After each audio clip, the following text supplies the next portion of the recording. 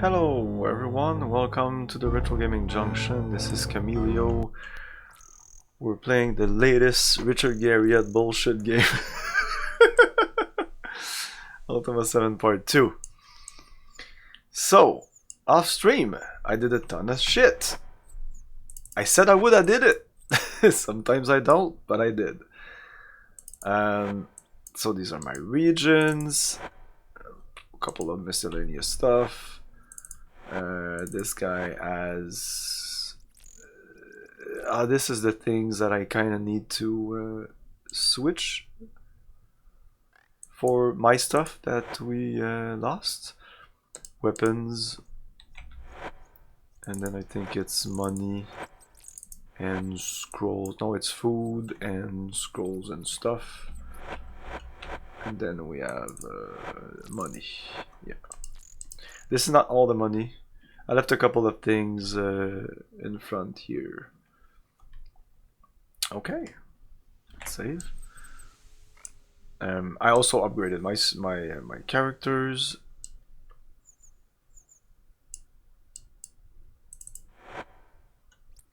Some food, but I think everybody has been fed right now. It's one of the last thing I did do.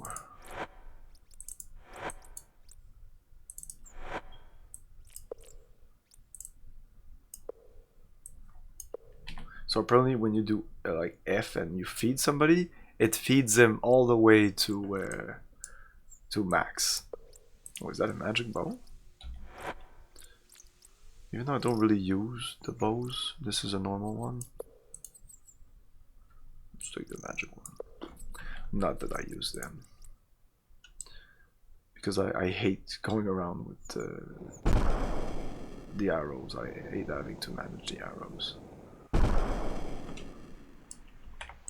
So I wasn't sure I killed the elder here.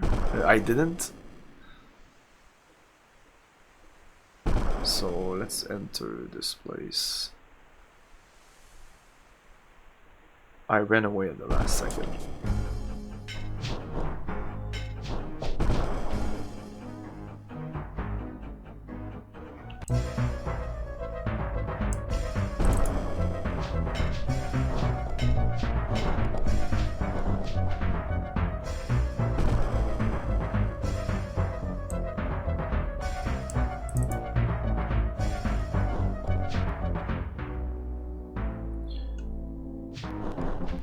There you go. They never finished them. It's super annoying.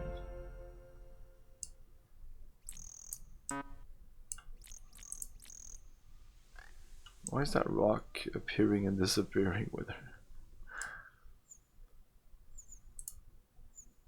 Spent tapper.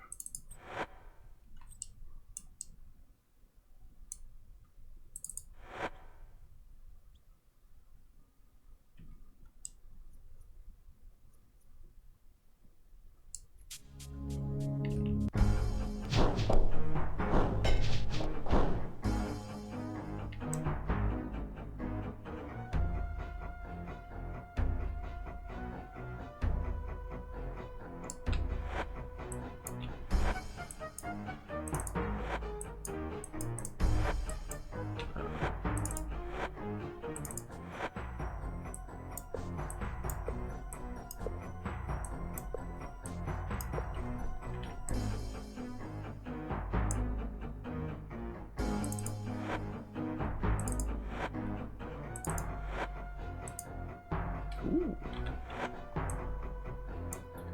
Sword of defense. Well, I'm always the one who dies.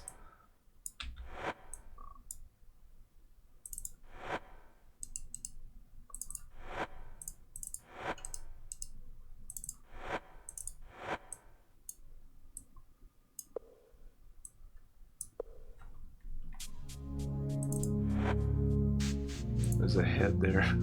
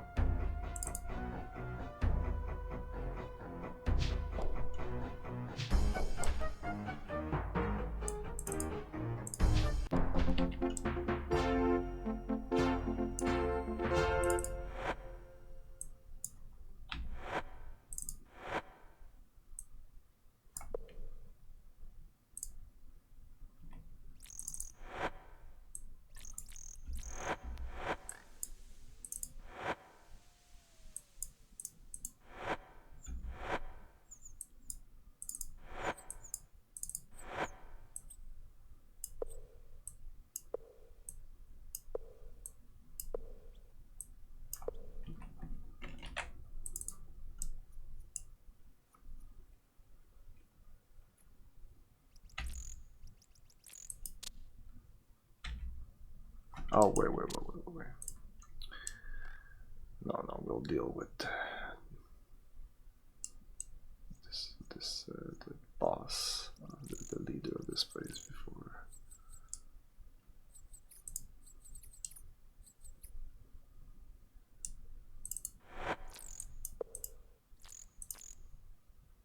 Huh, nice.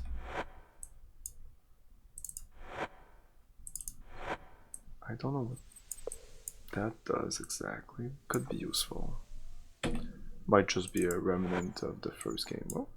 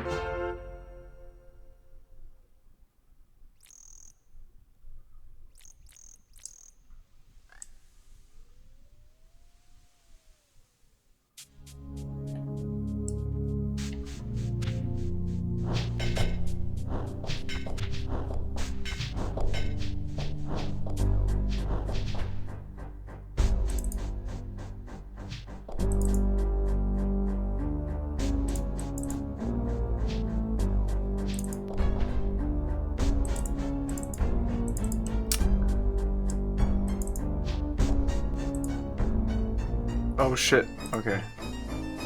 I guess my teammate decided to attack him. Name. Yeah, we talked to him the last time, so I'm gonna go through this faster.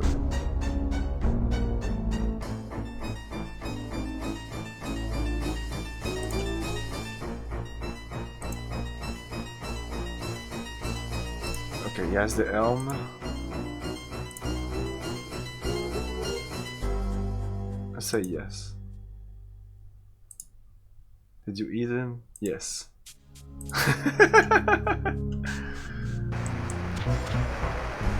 Oh wow.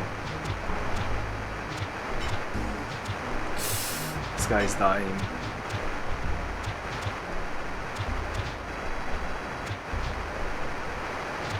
Come on.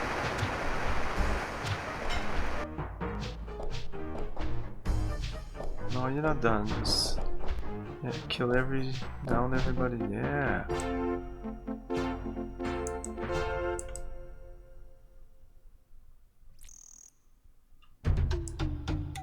He's right there. No.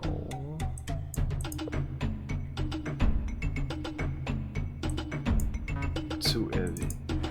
Ah, there you go. Okay. But the elm. Where's the fucking elm?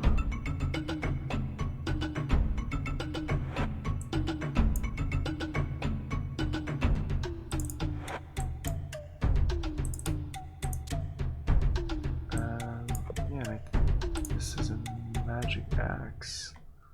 Some good stuff. Oh shit, run away. Okay, let's go here before these guys all disappear. Sometimes there's some good stuff. Sometimes. You guys want an apple?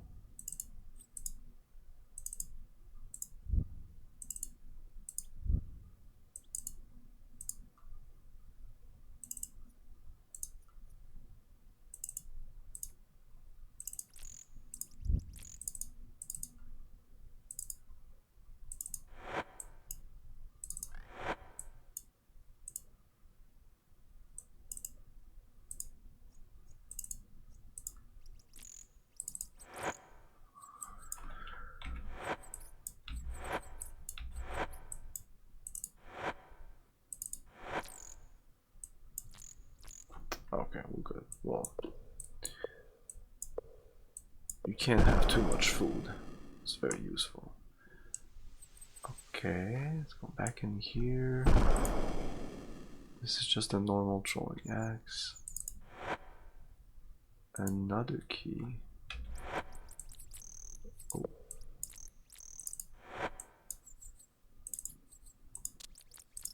shit ton of arrows. Bottle.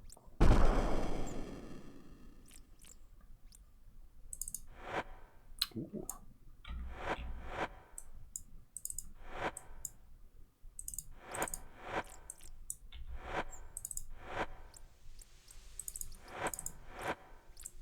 Fuck, who has the money? You? Yeah, you have the money. I'm looking for a bag too.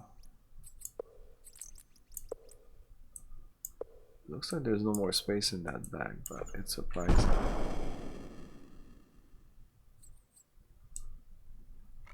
Yeah, as soon as I see a bag, I need to pick it up. What is this? Vintage wine.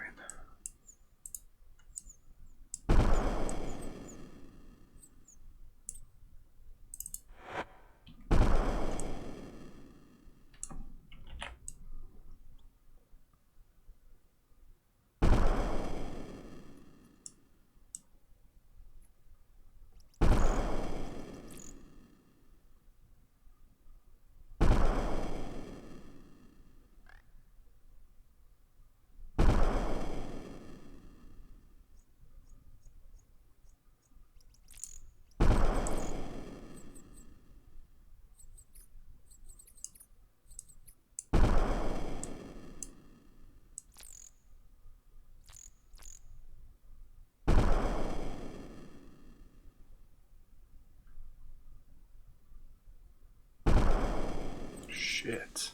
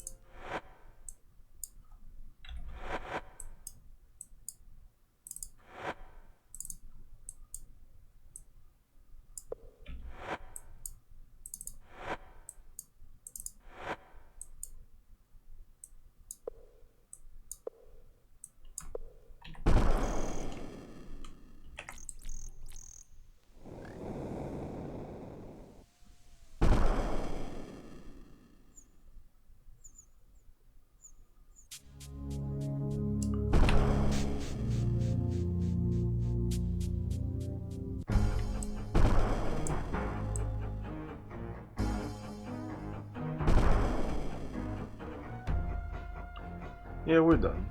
Oh no, the guy in the prison.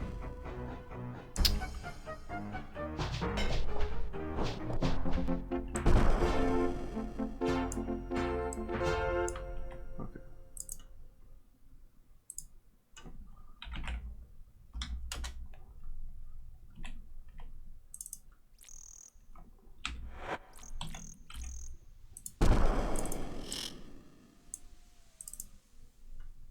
Please spare me. I shall do anything. I do not want to be roasted over goblin's fire. Oh, hello there. My name is Johnson. Pardon mine outburst.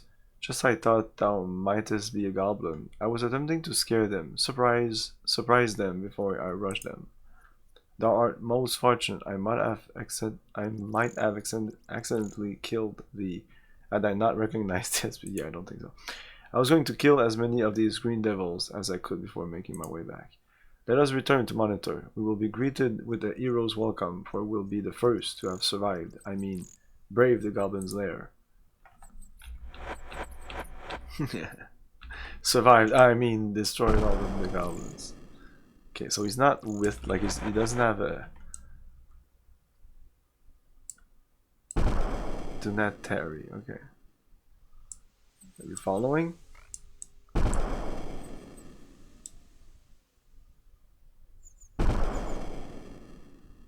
There was a locked door in one of these caves. Whoa, whoa, whoa, whoa. Oh my god.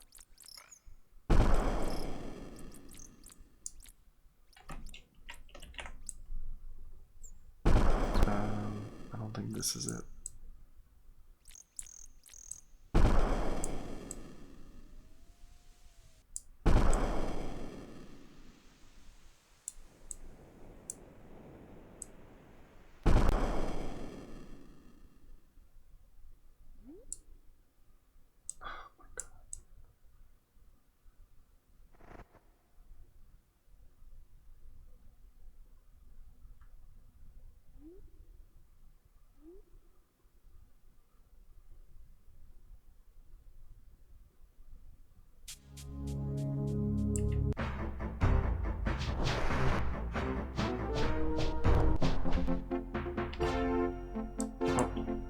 Is that the door?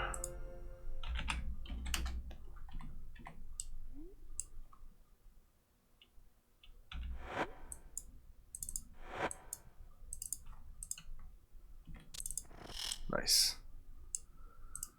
Okay, so these are... okay, no. I thought they were serpent scales. Because we have serpent scales, I don't know exactly what they do.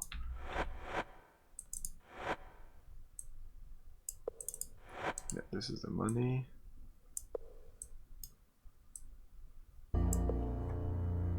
Money. Money. Or anything related to money.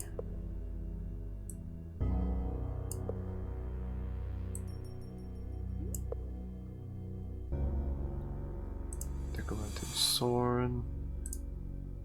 Elm. That's the Elm of Courage, that's not the Elm of Monitor. Honor be to thee, Pondergun, chieftain of the Goblin Horde. Letting thee know that all of our plans in these parts fare well. I have learned from the wolves that they plan to launch a patrol in the early morning hours of the 7th day of the new moon. If thou dost ambush the patrol, then it shall be easy for thee to overrun Fawn Tower itself. The wolves shall be critically weakened, and the city of Fawn shall quake in fear. But if thou canst spare the life of the leader of the patrol, she is a favorite of my liege. We beg of thee not to let this messenger fall into the hands of our enemies, the wolves. Spectre, writing on behalf of Lord Marstein. Ultima 7, the quest for the teal deer. I'm not sure I get the joke. No, I read that. I want to read this. Honor. Honor.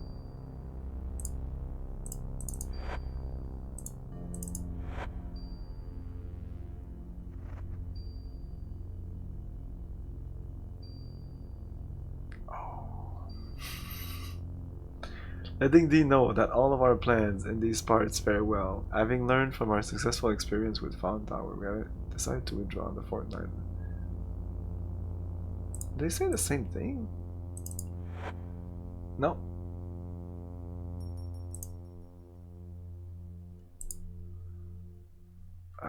Do I need to key these things?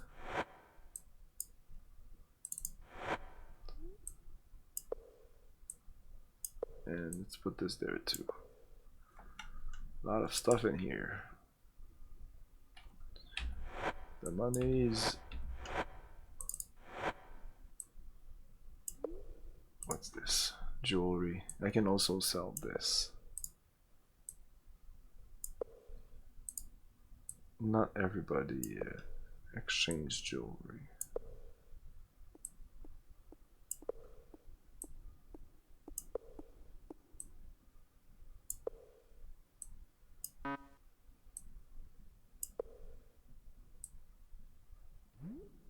Oh.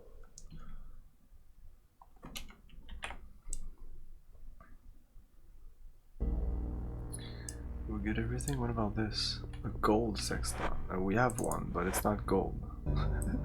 Let's take the gold one. It won't fit. Does it fit in here? Yeah. I will need to wait for the other guy. Oh my god, we'll have to wait the whole thing, or can we actually do this? And go back to monitor. Oh, entrance of monitor. Ah, that's too bad.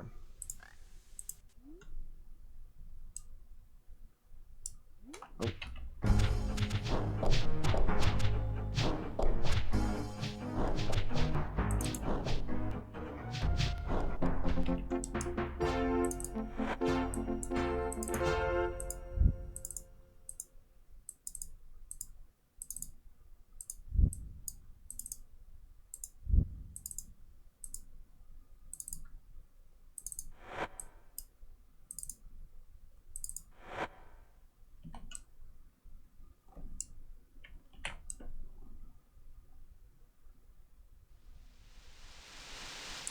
Hmm.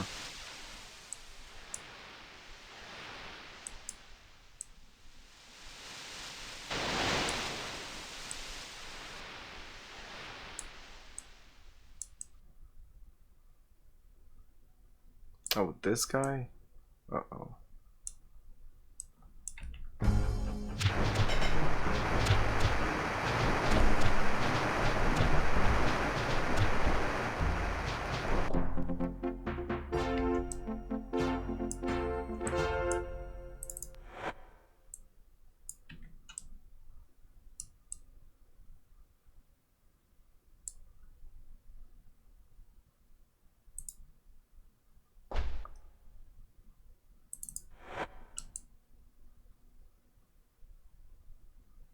Oh, fuck. Oh, and this guy's gonna die. Okay, I'm guessing this green potion here.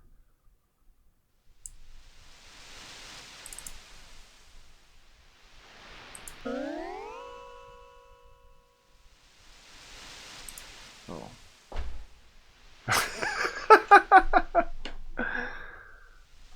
I think I can revive anyone with this. So let's try that. Let's just sleep. He's gonna die or something.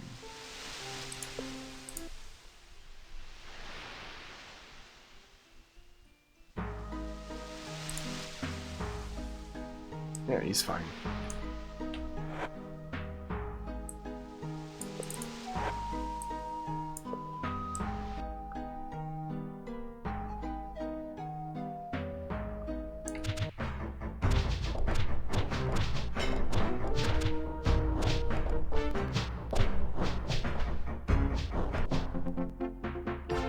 Anyway, that must be a joke for this guy, cause like I couldn't go faster than what I did.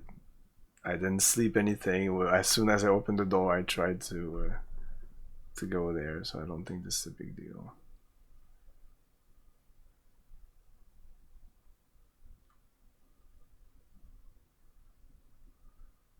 I'm not sure this is the right way.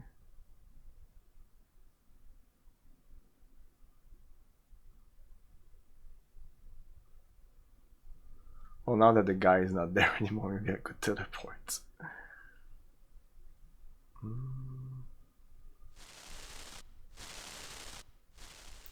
remember coming here. Yeah. This is a big dungeon.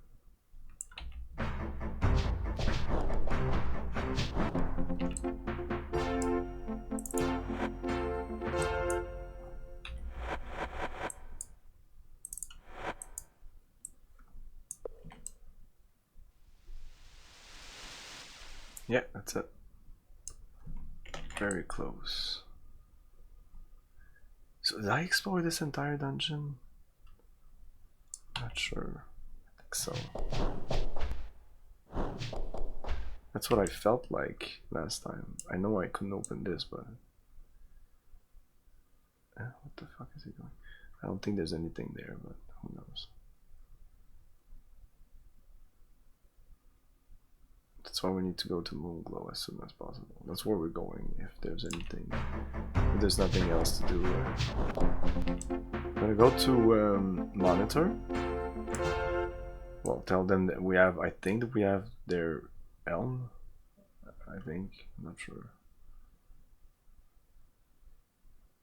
Damn it.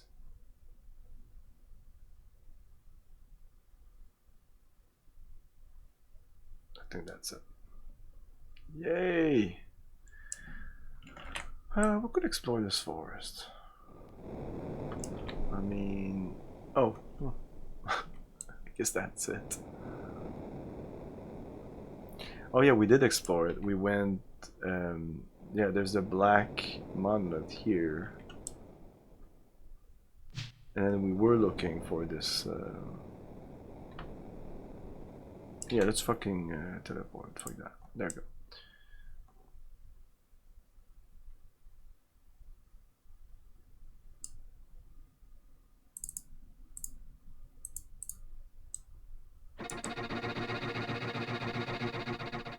Okay, so who do we talk? Oh, is it night? It's very difficult now to know what night It is night. It is night. Let's sleep here. It was 12. Let's make it 9.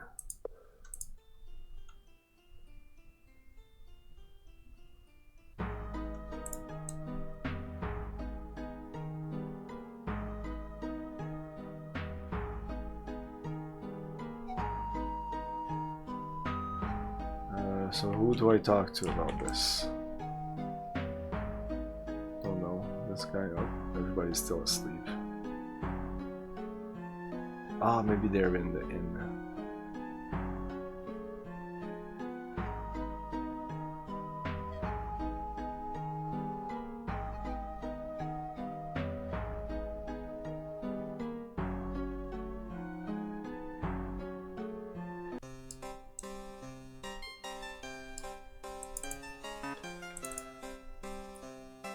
Rendezvous name by no.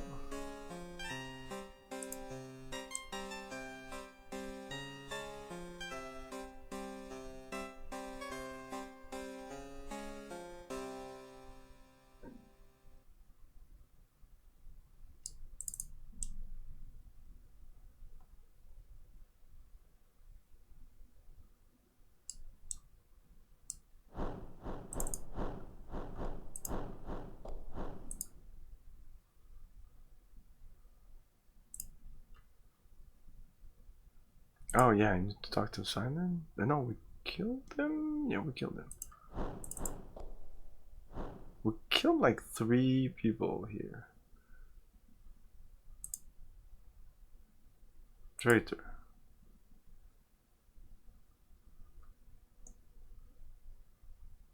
Pox of all goblins. Okay.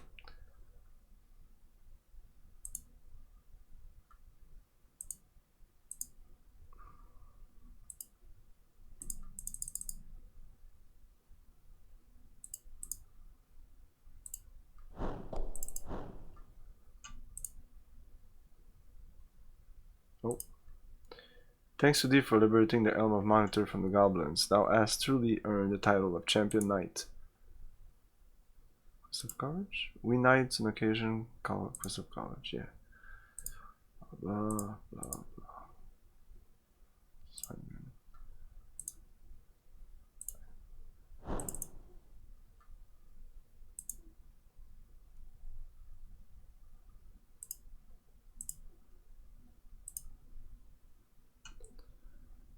I truly deserve the title of Champion Knight. Salute thee.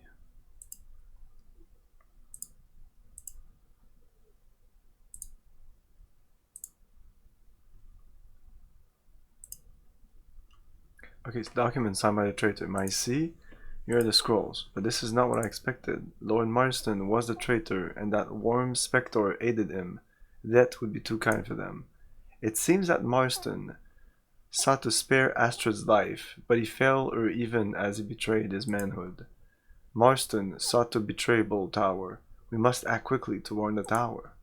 I thank thee for showing me these documents. Justice will be served. Thou mayest keep these documents if thou wishest. Do not worry, we shall arrest these vermin.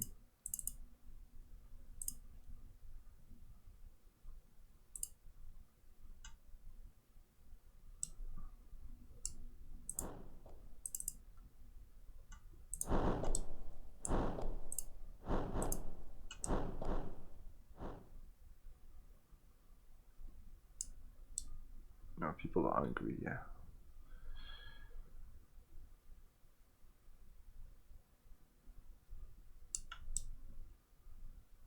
Okay, so there's not gonna be anybody in Simon's hut.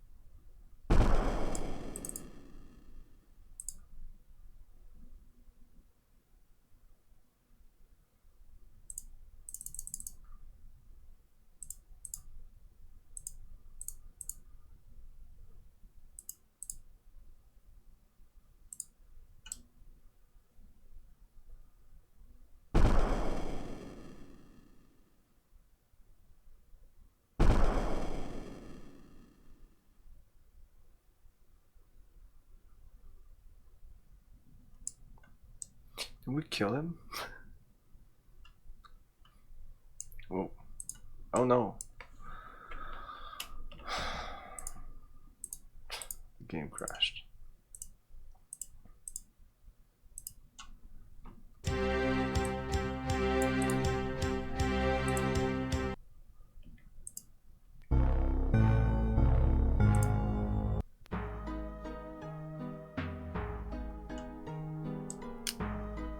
Was this before or after we told?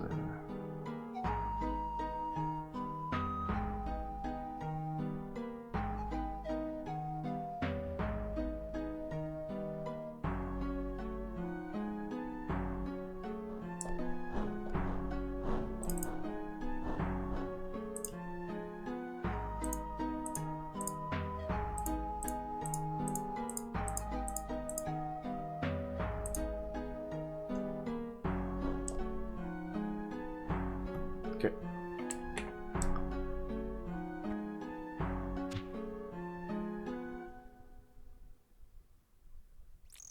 There's never anybody here.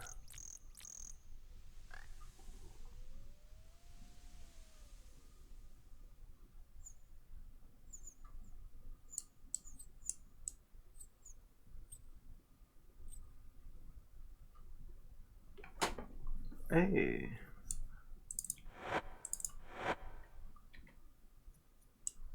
The guy, I think the guy called the guards to go arrest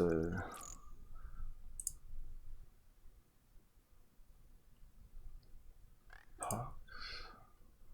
I'll speak with Lydia. Oh yeah, okay. Cantra.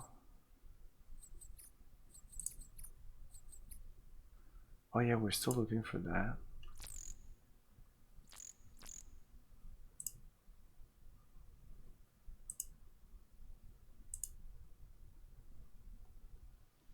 Okay, so I needed the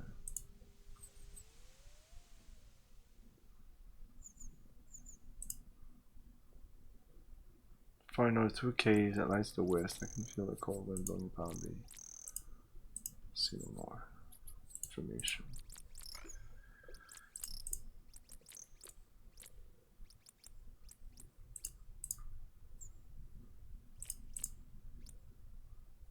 Yeah, we're fine. We talked about all this. Moonshade.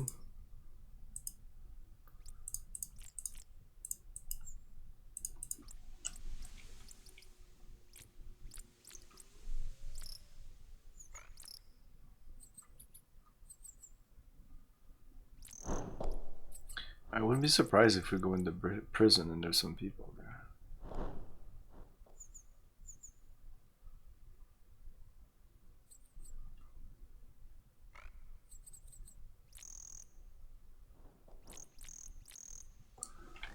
Let's go in here. There we go. Talk to these people too. Unfortunately, I don't think I can do anything about this thing.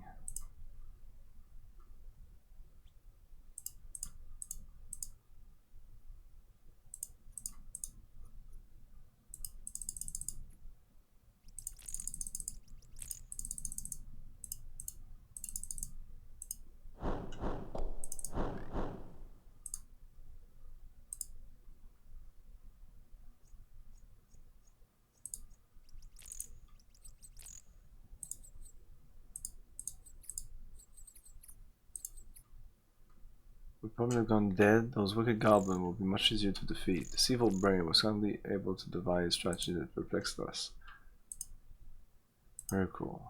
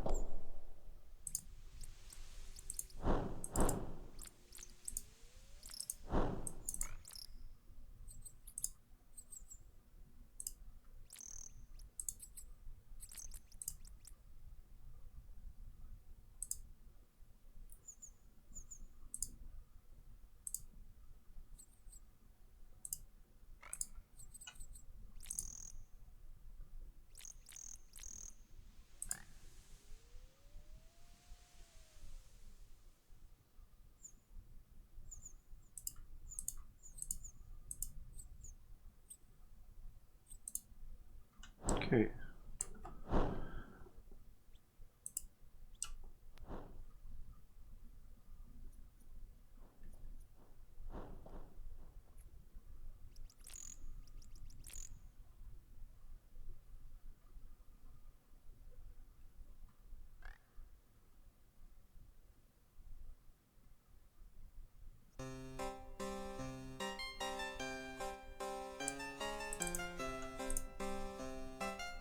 Spectre.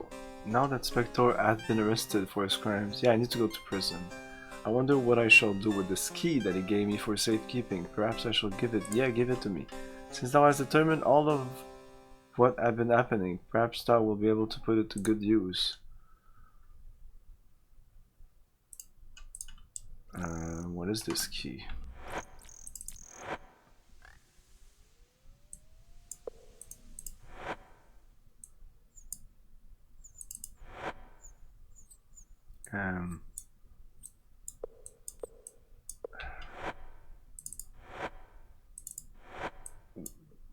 What key?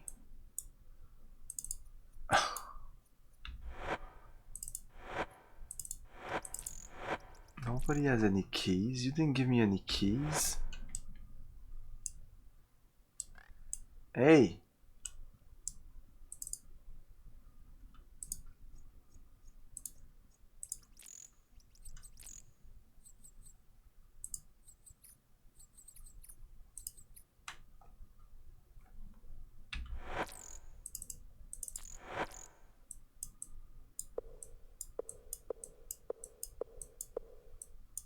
She doesn't give me any key. There is no key.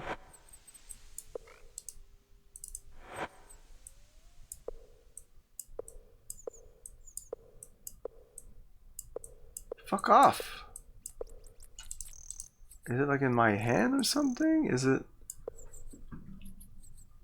attached to my belt? What the fuck?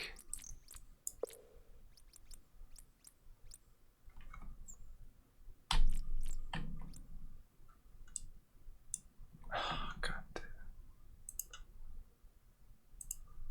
I love this game.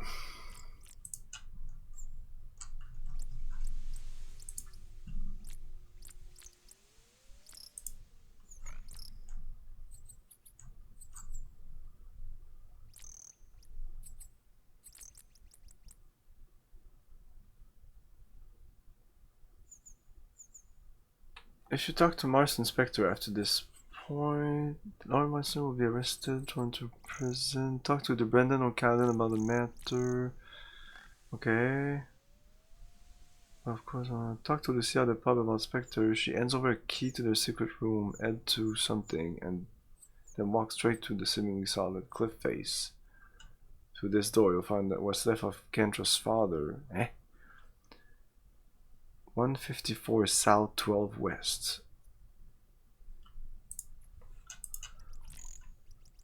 But what about the key?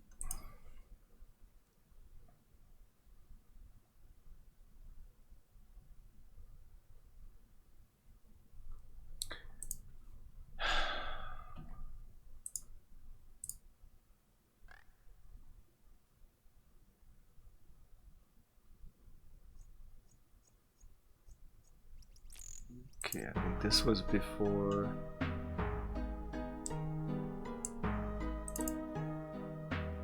Stop, what? They're following me now. No?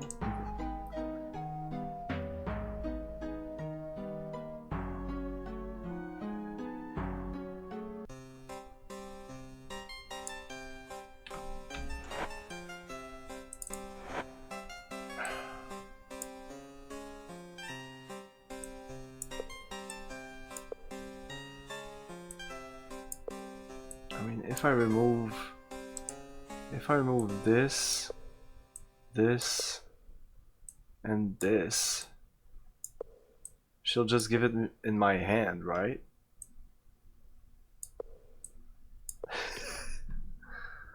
Right?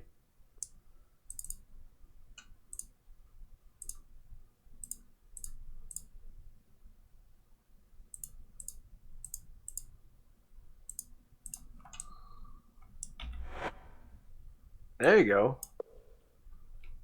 What happened before then? Where was it?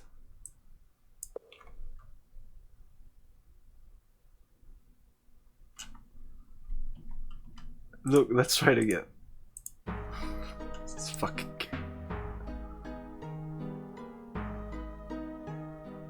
Here's a key, dumps it in your inventory.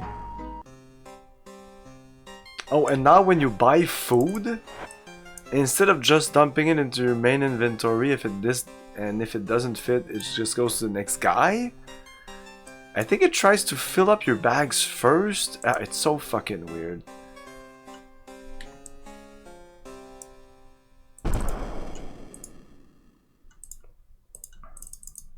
Bye. So she gave us the key. It's not on me. It looks like this one, but the game doesn't usually just put it there.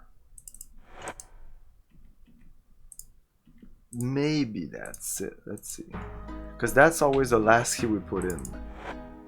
No, that's the last key we put in. I think this changes as the last key we've put on the thing. I'm not sure, but that's the way I thought it worked. Let's do this again. So I'm just gonna remove my shield.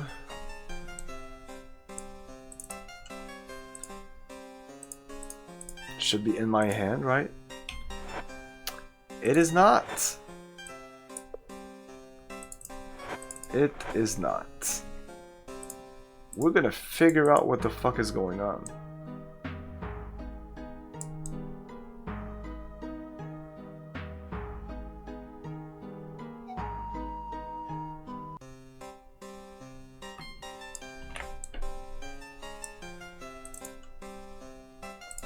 No, bye. Let's remove our keyring.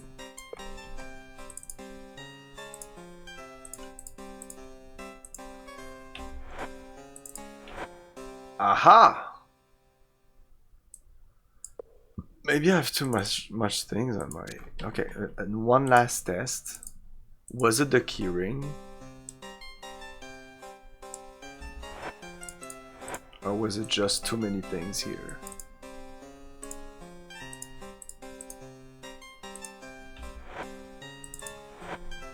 It was the keyring. Okay, one last thing. Because I don't want this to happen again. If we put the keyring in this bag instead.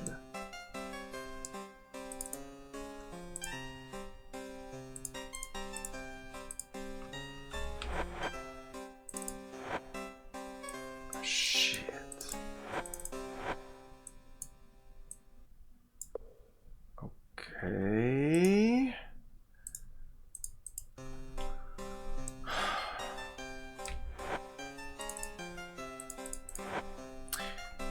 VII, it's just Ultima. You're playing Ultima. This is normal. This is just par for the course for Ultima. You're playing an Ultima game. Everything's fine. Yeah, now we would go to these coordinates.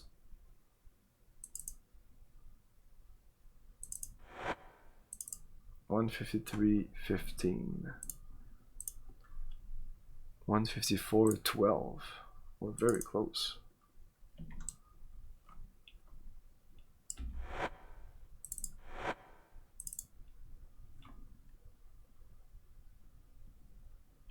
$12.8 would be here.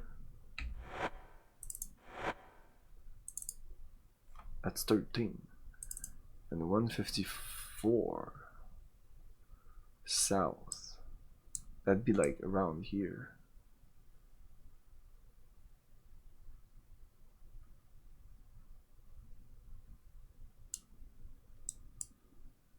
What the fuck? That makes no sense. Head to 154 south, 12 west. Ah.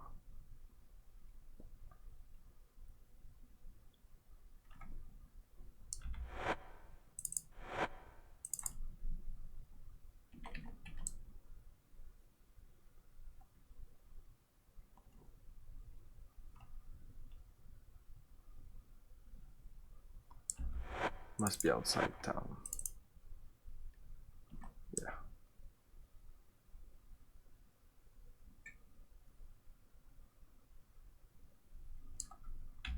Oh, it's in the mountains.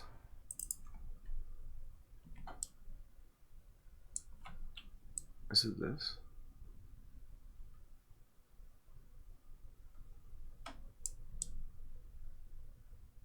There you go.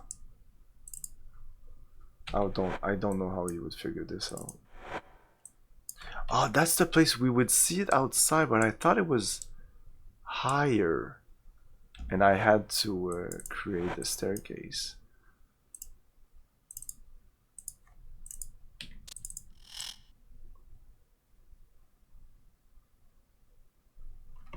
This might be big.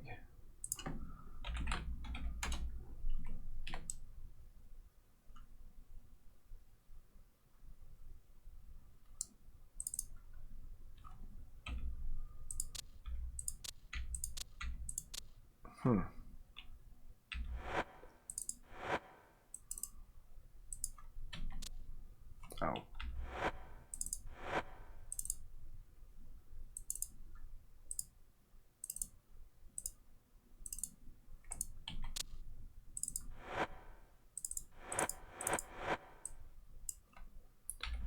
All the monies.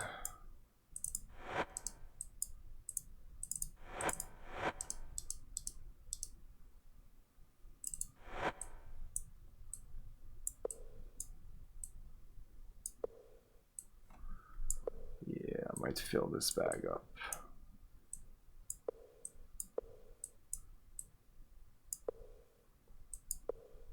Yeah, I don't think anything fits anymore in there. It's fine.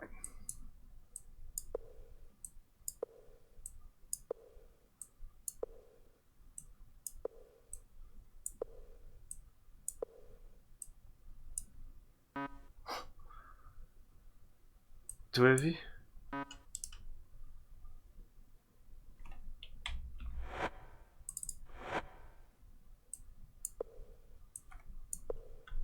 Well,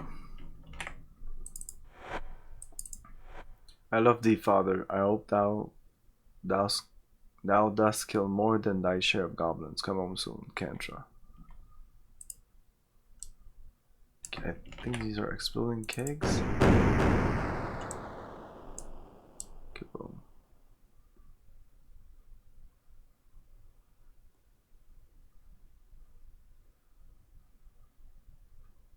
Yeah, the way to know this is to see it from here.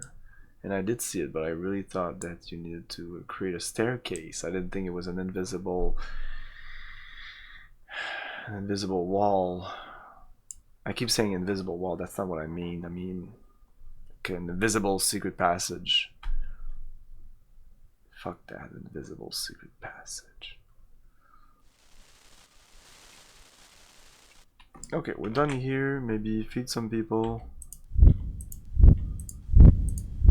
Yeah, I'm sure I just passed through all my food just like that. Oh no, it's not too bad.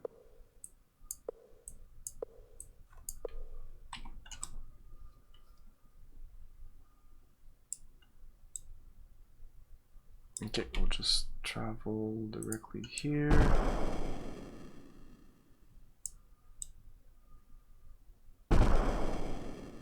Let's go get Ock. Yeah, he needed to pay for that. Needed to pay for Hawk to be liberated from the tower. Can't remember where the tower was.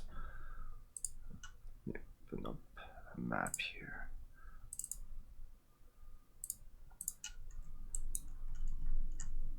Was it just like the one up here?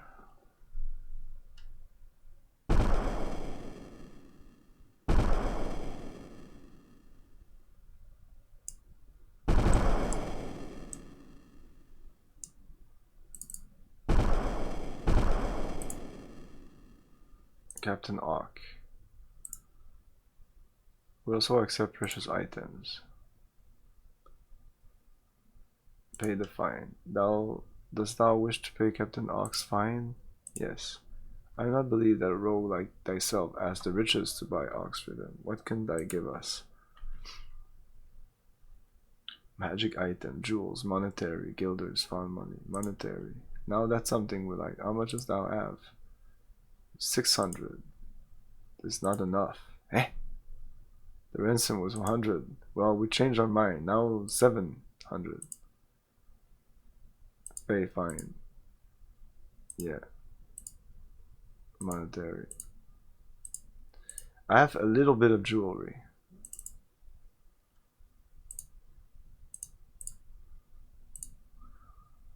Pay fine. Yes. Jewels. Oh. Gold or silver? Yeah, jewels, no. I don't know, guilders. No, they don't want guilders. Magic items. Monetarians don't need magic. So we not magic weapons.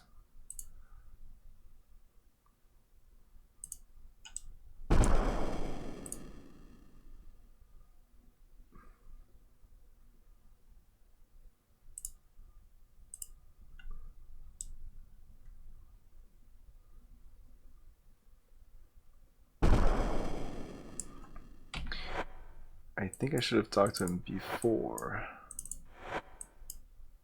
I think I did, but I might have reloaded.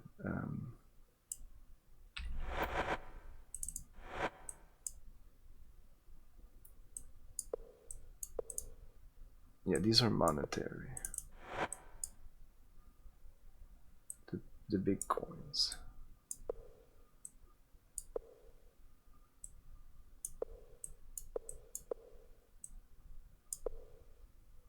He's gonna ask for just a little more than what I have.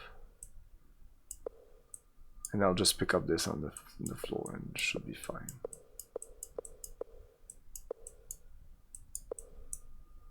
It's kind of shitty that the game does that. Well, you're playing Ultima. This is totally normal. Pay the fine. Yeah. Monetary. We have 0. That's not enough. Okay.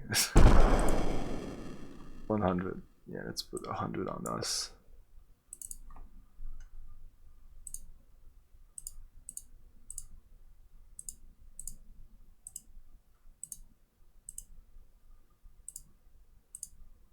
It's not enough.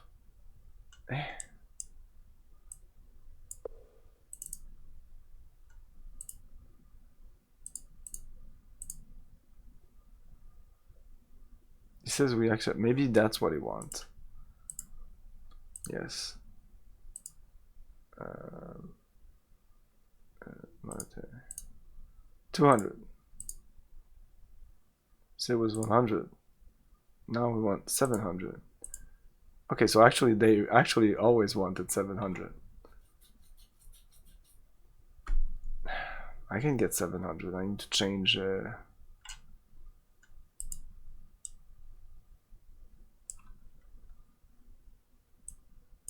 That's weird that I have 600, like almost 700, but not quite.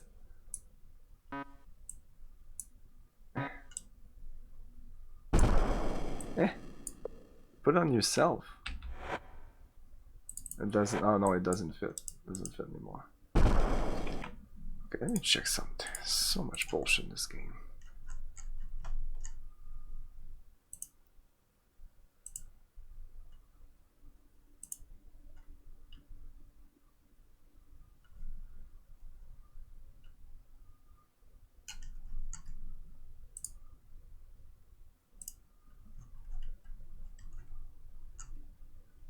Passage to Moonshade.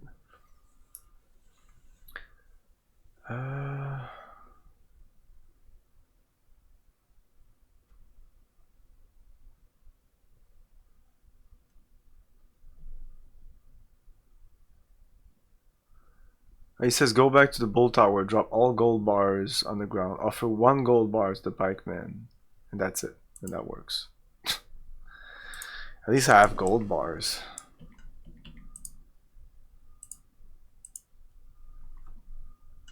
Ah, shit.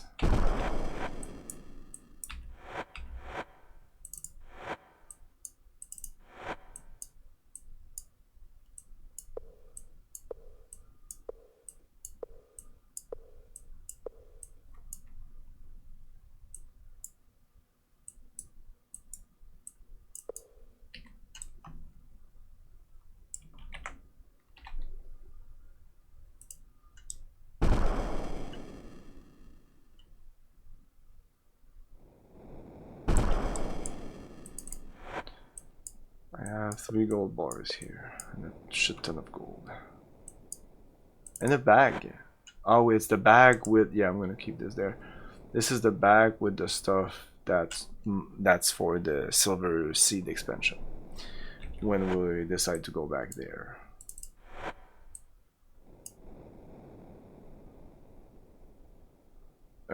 Just put this in my inventory. I guess only one, right?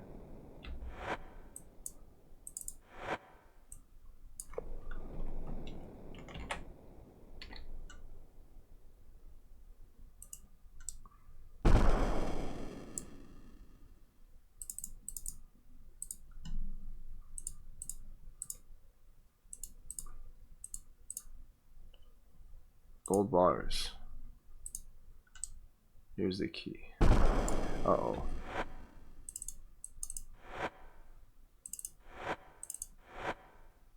Okay, maybe the key gets added to this automatically. He gave me the key, so I'm gonna try. He's downstairs. Boom.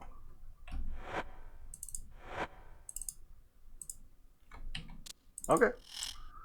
So when somebody says I give you the key, he actually automatically adds it to the key ring. Cam 90. How pleasant to make thine acquaintance, lad. I be captain of the good ship Arabella. I could use a stiff drink, lad. Thou canst talk to me at the pub. I need a drink.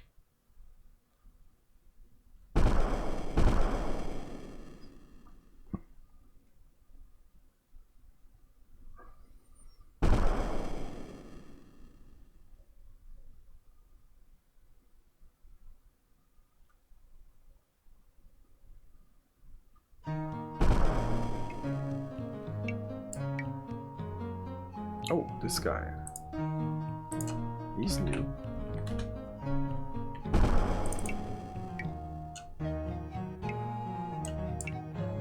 My name is Migim. Migim? I'm the librarian on Monk Isle. I've been awaiting thine arrival.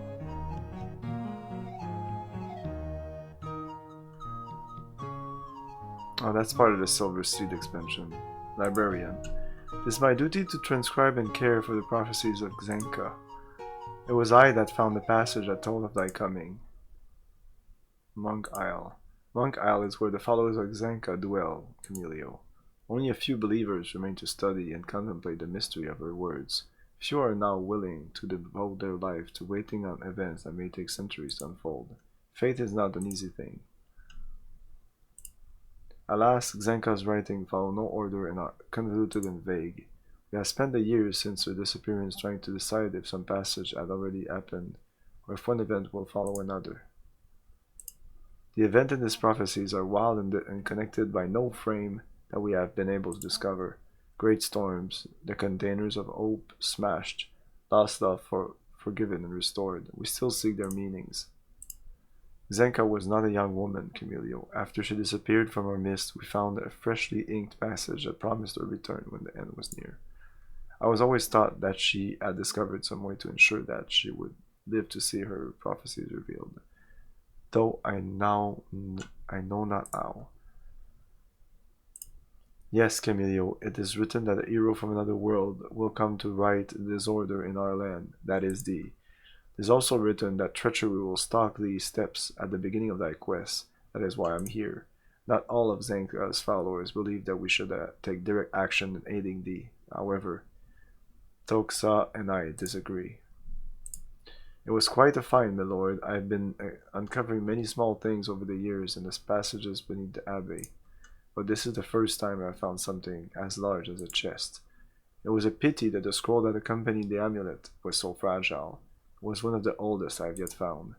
All I was able to make out before it disintegrated was the name of the amulet and that it was used near the serpent gates.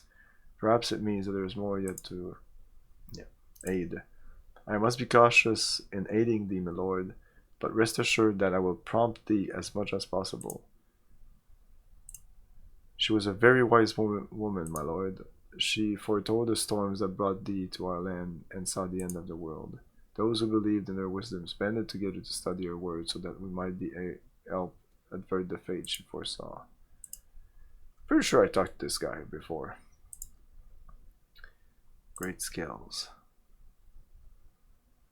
Sneak skills, weight skills.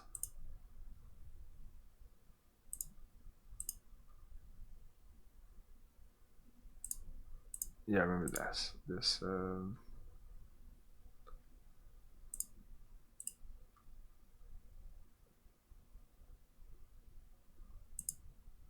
I'm not empowered to tell thee more of the quest that lies before. I will tell thee, my dearest, the prettiest of my words. Okay.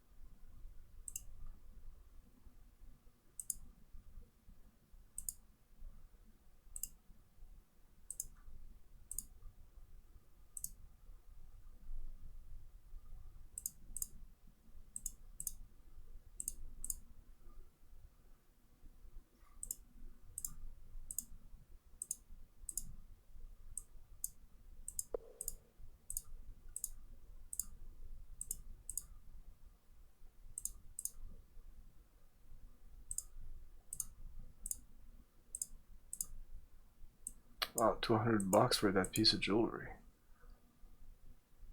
Oh, I had 3 pieces of jewelry. Nice.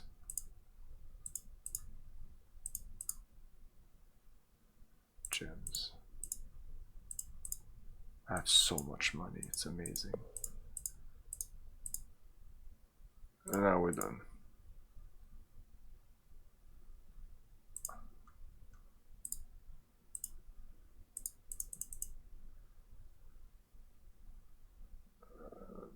Bye.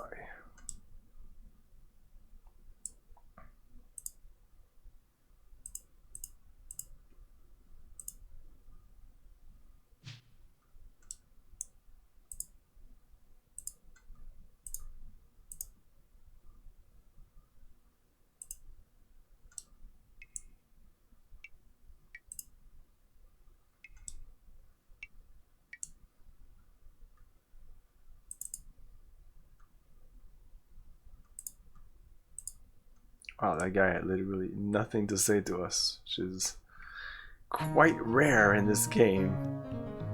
Maybe I need to sleep a little bit before the guy comes in.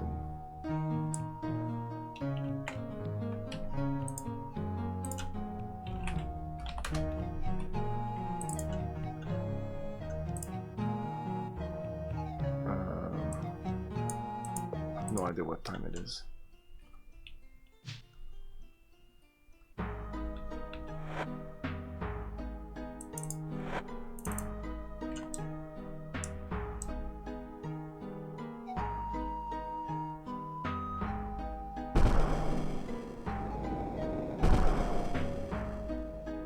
It's not near his ship.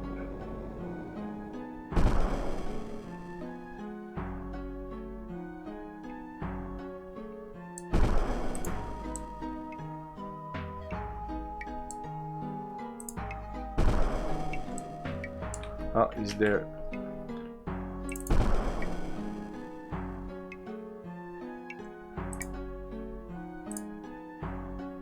I thank you for releasing me. I never expected to end up in the jail and not wanting to sail in these bastard storms. There's anything that I can do for thee. Jail. Now if that ain't gratitude for ye, ere I refuse to risk the Arabella and them passenger. Tad the terrible fierce weather, and one of them goes and calls a pikeman on me. Well, to honor the fine keeper of this establishment, and thee, of course, lad, I'll try to be kind. So I merely say that Monitor's finest are no longer cut from the same sailcloth as Argus. If what I've seen and heard is any judge, I'd say that the pikemen are more interested in money than in valor, and me treasure. Aye, treasure, from me wilder, younger days. Those pikemen scoundrels tried to convince me that to tell him where I keep my map. 'Tis lucky for me that Argus would never let him search me room. I never keep it on me. I'd in my room most times. I've sailed the seas almost all the days of my life, lad, and I'll tell ye that there's nothing under water that I can't sail a ship through.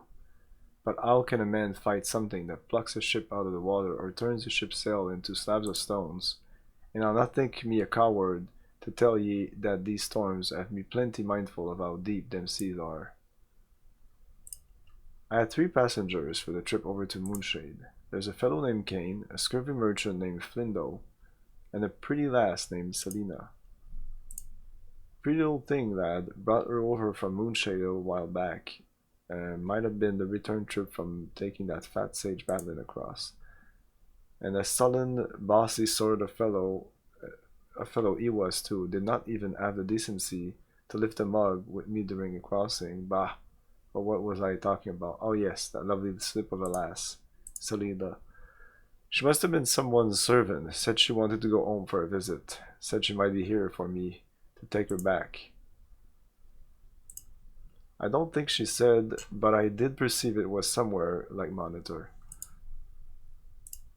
Selina certainly isn't one of those overdressed mages, for sure. She's too timid to be anything but a servant. That worm. He'd spit in your last cup of grog, he would, if he thought he could make money off it. Flindo was the one that bribed the pikemen into pulling me away from the fight he started. I bribed. I heard some of those pikemen, sorry, Argus, talking just after I woke up. Seems like Flindo played them to rough me up so that I decided to stay and go back to Moonshade. But Moneybags Flindo didn't count on those swine getting greedy. Seems I heard tell he was a sheep herder or something. Kane wants to go talk to some of those fancy wizards over in Moonshade. See if they can help him find what happened to his older brother who disappeared a few months ago. You can't miss him. He always has a bird with him. Bird must have been a sailor lad. Never seen anything like it. The bird has a real fondness for a stout drink. It doth talk pretty well too. The Arabella is my ship, lad. She is named after me dear departed wife, and dearer to me than a good stiff drink. I can take ye to Moonshade. Wait for me out on the Arabella, and we'll try to outrace these blasted storms.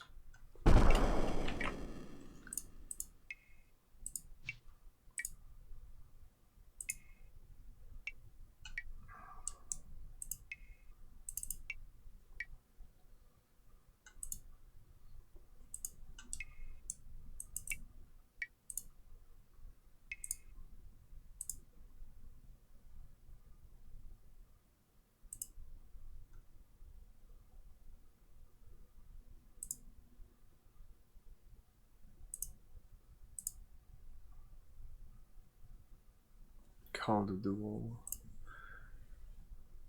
He liked me to my forefathers, so loudly and in public. I asked for his apology, and when he further filth upon my name, I called him to duel before witness. By the stone bull's horn, I'd like to know who insists on telling these false tales. I was cleared of all allegations by my commander, and I'll have thine apology for spreading such a lie. Will thou apologize?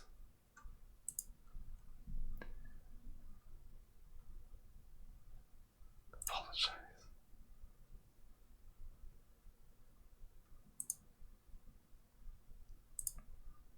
I must withdraw.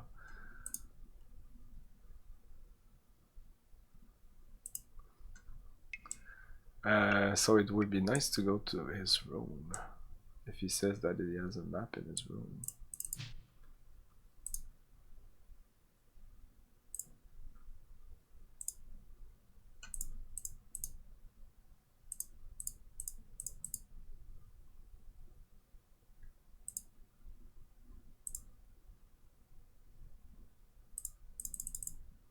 He doesn't even acknowledge that Ark is free.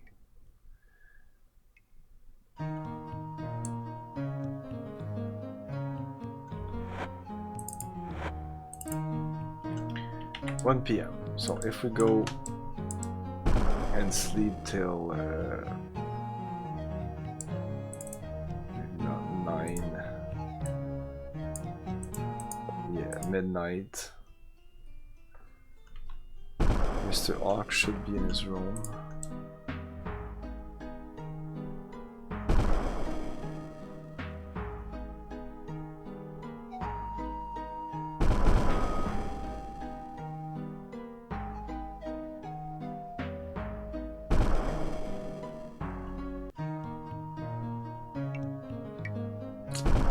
Still there.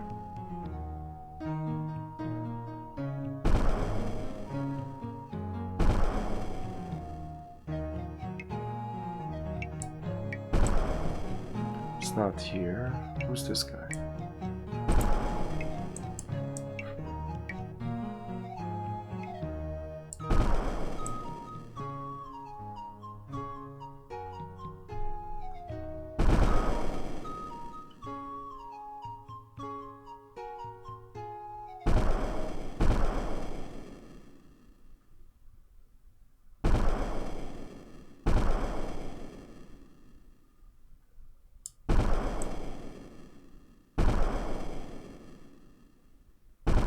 Okay, so it might be one of the rooms upstairs here. They're all locked in. Oh, I didn't think I could open them.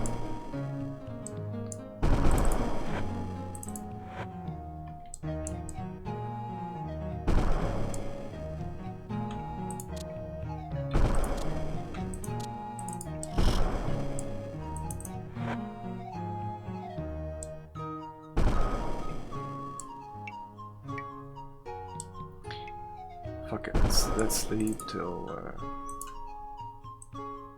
another 3 hours. Come on, everybody should be asleep at this point.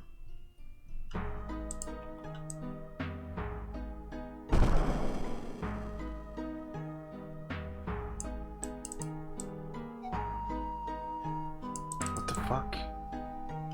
Oh, I'm not. Yeah. Ah, fuck, he's still there. Man, what time is it? It's 4:30 a.m. Oh, there's a chest there. Oh, it might be that. That guy never sleeps.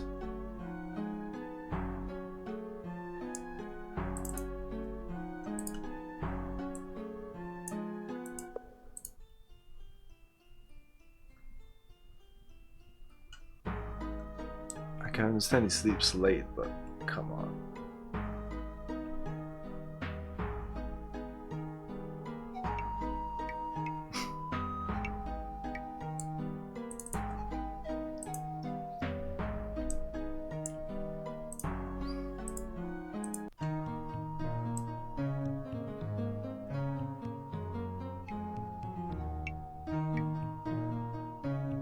Wait, how do you get there?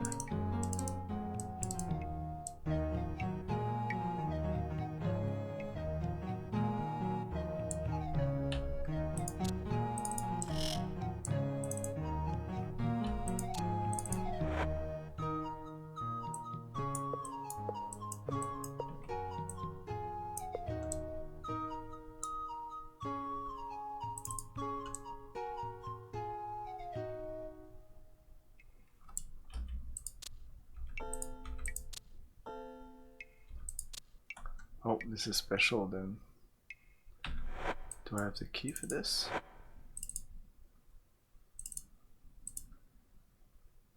Okay, but even without the key, that's not a problem. I can just open this door. Use this thing here.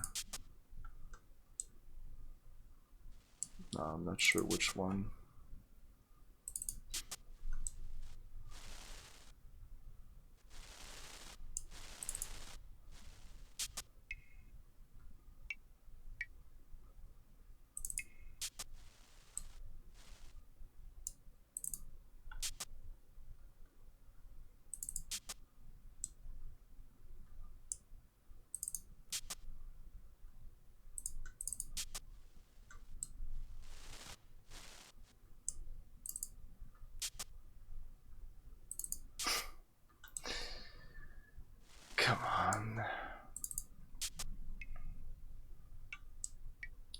Okay, maybe this one. But I picked up everything here. Did I pick up the map? Maybe. I do have a couple of maps. I have this. Is that it?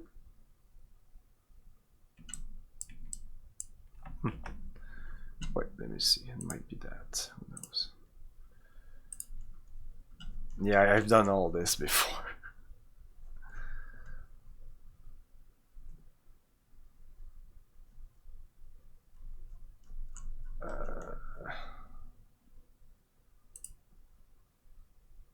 In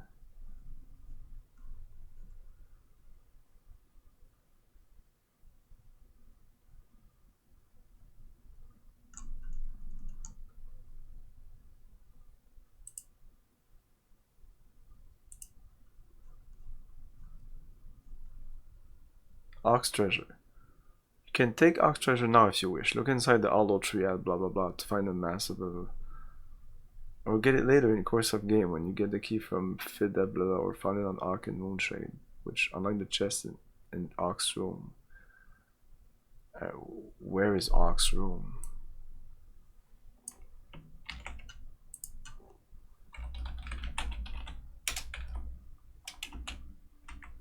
Which chest? Which chest?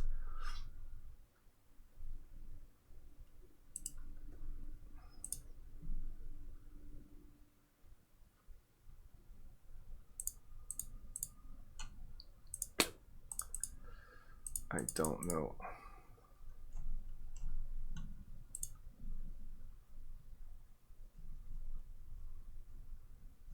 Anyway, it's just money. It's just more money. It's amazing number of money.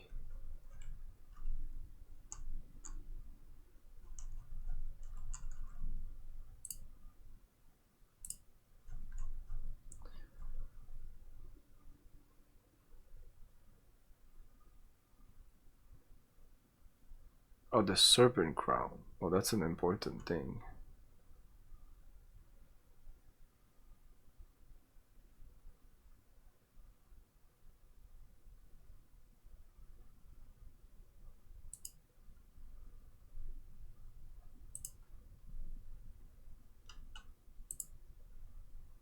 Treasure map. Where's Hawk's room?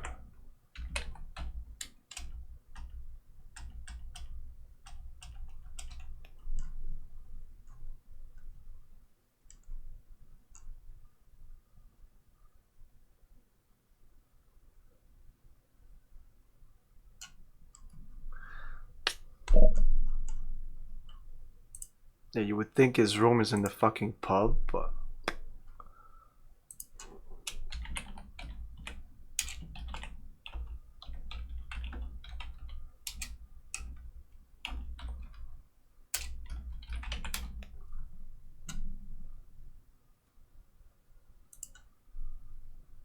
in Moonshade. Ah, okay. There you go. It's in Moonshade, so. Okay, I'm gonna take a little break, and after the break, we're gonna move to Moonshade. We wasted enough time here. I don't even know why my keys don't work on that one. What's so different about that room?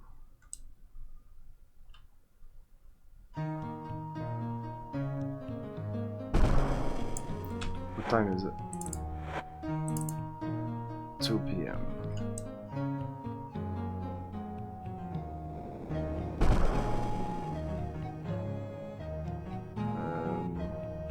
Didn't say something about...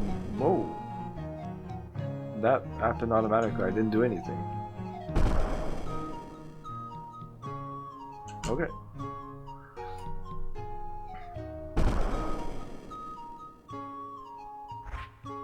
I'd advise you to hold fast. Oh, wait a minute. I really want to do a hard save before going in there.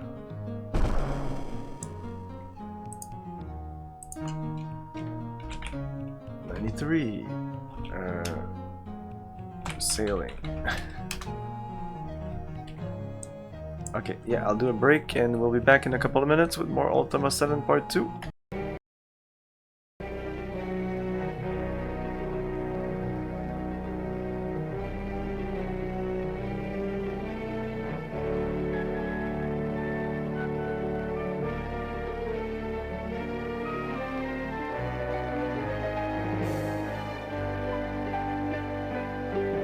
The Dig, coming this fall.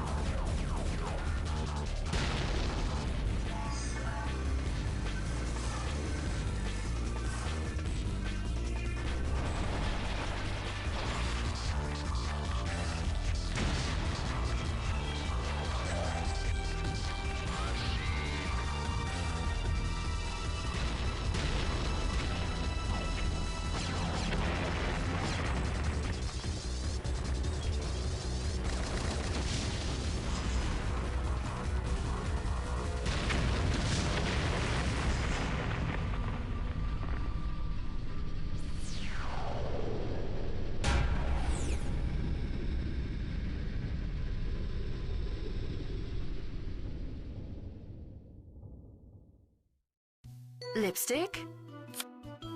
Compact. Angry Kitty proximity mine. All right, I'm ready to go to work. My name is Kate Archer. I'm a spy. It's the perfect job. I travel to exotic locales, meet interesting people.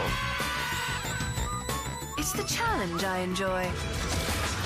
Admittedly, the work can be a little bit hazardous. Particularly when you're in harm's way. But I'm rather good at what I do. Rather good indeed. Besides, I'm just not the stay-at-home type. And though saving the free world might be a dangerous job, someone has to do it. Wish me luck. This game has been rated M for mature.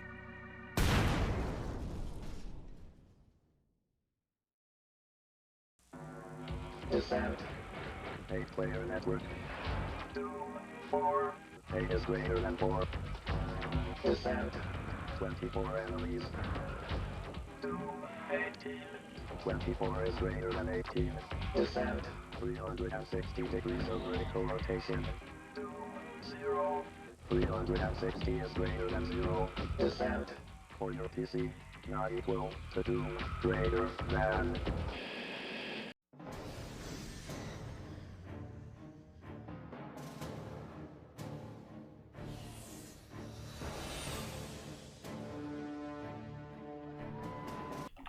We're back.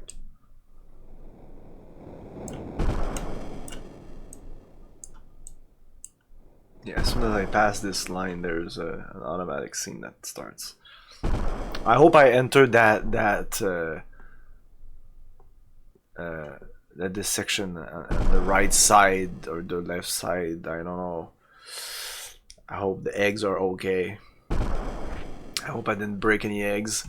I'd advise you to hold fast on and keep a weather eye on that there horizon. We'll be running for the wind hard enough to splinter the mast as it is. Whoa!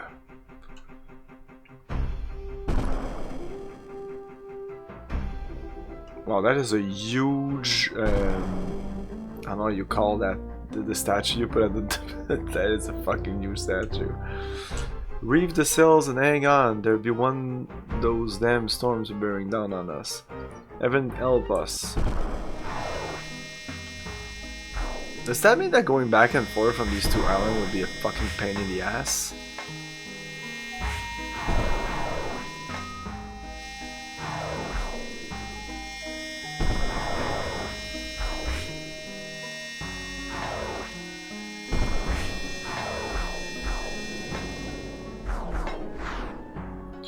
Here ye be, lad. It'll be difficult to get out of here. I never thought we'd make it, but Moonshade lies over yon. I'll not even attempt to make the Arabella seaworthy until these blasted storms are over. I guess we'll have to get rid of the storms. If you be wanting Captain Hawk, I'll be at the bottom of a mug at the Blue Boar Inn.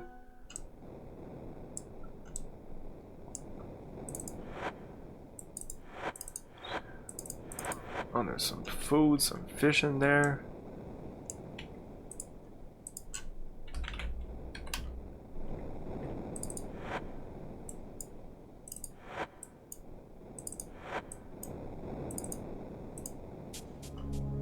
Oh, they didn't like that. They didn't like that. Fuck you, then. Return again? I understand now why Hawk did not wish to sail open seas, and I know how thou wilt leave this island unless the tales are true. I hope that thou dost like our fine city of Moonshade. If thou would like to know about any place within the city, come to me. Tales. As thou mayest imagine, Moonshade had its share of telltales and stories. In fact, many of them are started by the mages in question to enhance their reputations. But if thou dost listen to the tales, there are ancient passages that connect to the other islands, or, for that matter, some say that the Mad Mage can teleport anywhere he likes. Mad Mage. His name is actually Airstam, but everyone here refers to him as the Mad Mage. It is a very complex situation, my lord. Airstam trained all of the adepts in Moonshade, and, as their master, he is a threat to them because he is still more powerful than they are. As I said before, mages are nothing if not prideful, so it is now forbidden for any to visit Airstam, which, for what I am told, is fine with him.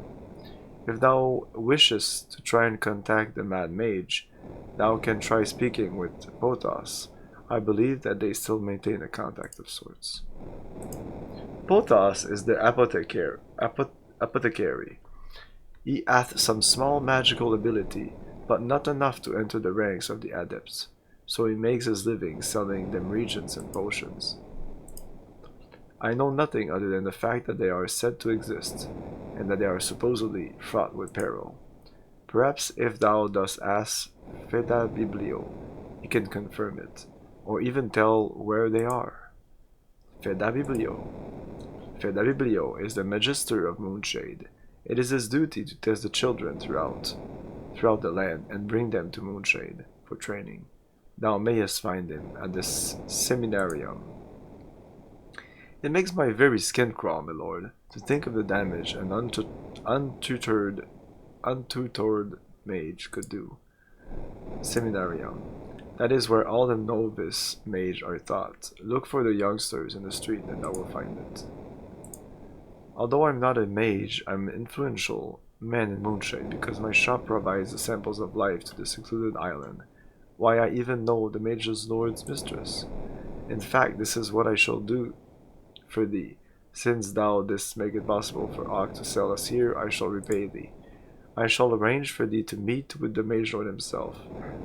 This is quite an honor, Camilio. This will take time, but I can arrange this. And thou mayest find that some of the mages are very reclusive and will not speak to thee without proper introduction. Mistress. Oh yes. Filbercio is quite a ladies' man. And what woman would not jump at the opportunity to win the mage lord's favor? For now, Frigidazi holds these names holds the mage lord's eye, and from what I have seen, Filiberto seems to have found a way to thaw the charms of that cold mage. Though I've heard that Frigidazi is not always so cool, and I've been told that Filiberto hath not been faithful, shall we say. Faithful. Filiberto hath been trying to coerce Columna into a dalliance? I don't even know what that is. A dalliance for some time, but she will have nothing to do with it. Wait, I need to look this up. Dalliance. Never heard of this. A casual, romantic, or sexual relationship. Brief or casual involvement with something. With something. Barclay was my last dalliance with the education system. Berkeley.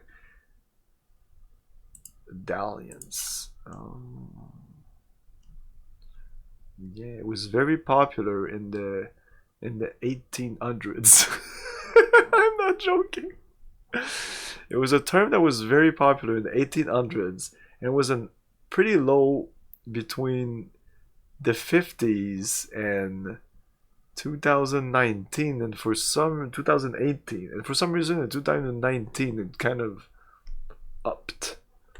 I don't know why. As Filberto doth not take being rebuffed lightly, he hired Stefano to steal something of columnas from Torricio to use as blackmail. As Filberto doth not take being rebuffed lightly, he hired Stefano to steal something to columnas from Torricio to use as blackmail. So the Mage Lord may prevail in this intended infidelity, if Frigidazi doth not discover him. Of course, this is not the Mage Lord's only indiscretion, as I have this story from Julia, who found out from Filberto during a night of stolen passion. Okay.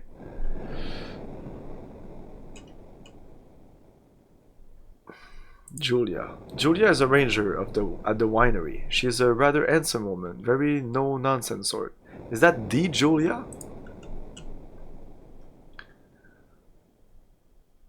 Torricio. I hate even to utter his name. It leaves a bitter taste in the mouth.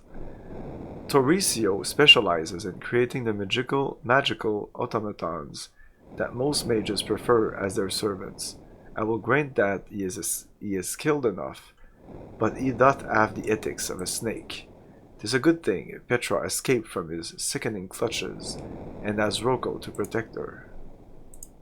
Rocco is the innkeeper at the Blue Boar. Although Rocco can be quite gruff, he is devoted to Petra. If thou ask me, I would say 'tis a perfect match, Rocco and Petra. He can complain as much as he wants, and she still takes care of him. Petra is the automaton at the Blue Boar. Torricio created her.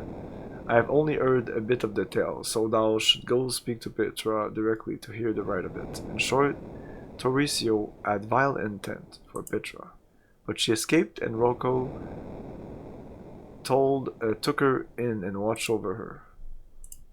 Stefano is a thief of some skill, with a bit of magical ability. He tends to live from one disaster to another. He would like to see himself as a great lord somewhere, someday. Stefano would do better practicing his magic, but he would rather be a skilled thief than a novice mage.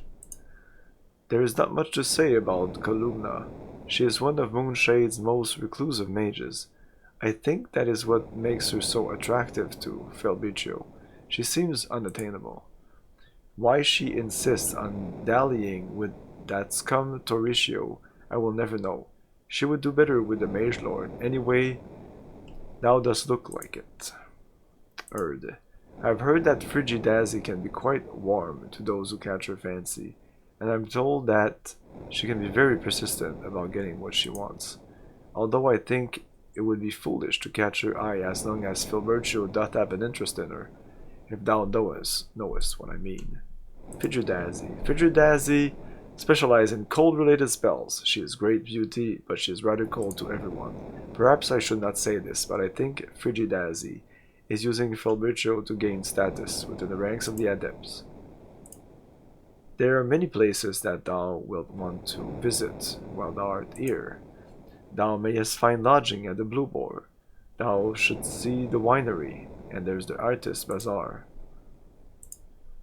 This is where many of the artisans can be found. My shop, the Capeci Canton. She is located near the Blue Boar Inn. Be sure to stop and say hello to Buccia, who runs the shop for me. Buccia. Sometimes I cannot understand why I keep her. Each time I enter the shop, there she is, babbling with someone. Makes me wonder if she doth do any work at all. And sometimes I wonder at her sanity too. She hath developed some far-fetched notions, certes. Why she would have it that poor young Pathos is connected in some way to the mad mage. Canst thou imagine? Winery. The Rangers have a magic wine press. It works without need of human assistance. I'm sure that thou will find it interesting. Blue Boar. The Blue Boar is a tavern here. It provides food and lodging at a reasonable rate for Moonshade. Thou will sometimes find some of the less reclusive mage there. Be careful not to offend any of them, for they may call thee out to a magical duel. Moonshade. Moonshade, the city of mages, a place where anything thou mayest desire can be thine. If thou dost have enough guilders, and thou can find a mage with enough skill. Guilders are the coins of Moonshade, my lord. None of the artisans or shopkeepers will deal with thee if thou dost not have guilders. Thou can exchange thine other coins with Lucia shop. Bye. And that was one character. That is a conversation with one character. I don't know how much time it took. I feel it was like 15 minutes. It's amazing. It's stuck to this guy now. And by amazing, I don't necessarily see it as a good thing. Hey, dude! Dude! Hey! Where art thou? God fucking damn it, dude! Christ, c'est fatigant là, c'ti. Tabarnak! Oh my god, what the fuck?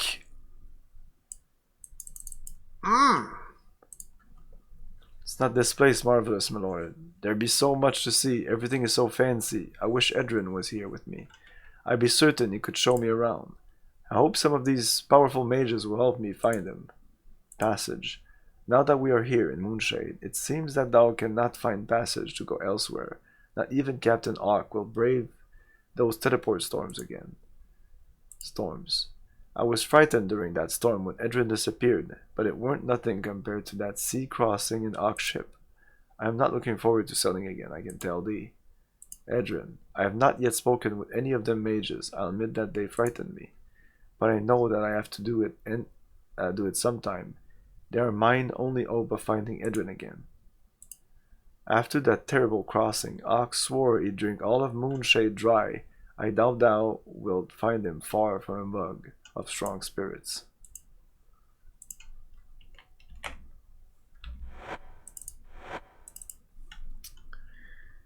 Okay, so the town is behind here. Okay, cool. What's this?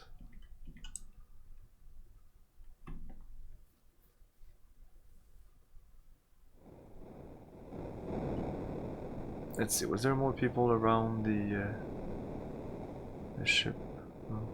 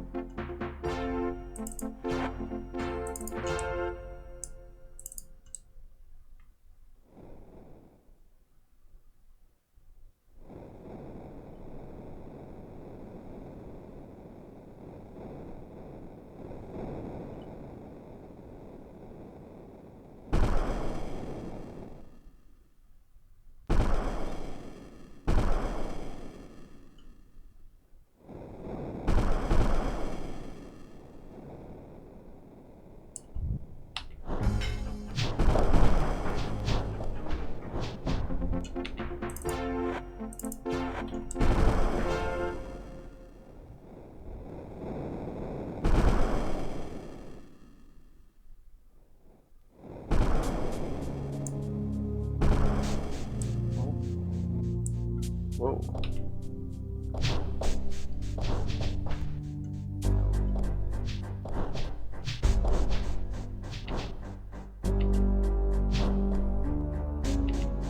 No, it's not dead, or the music would change. Anyway. Fishing rod.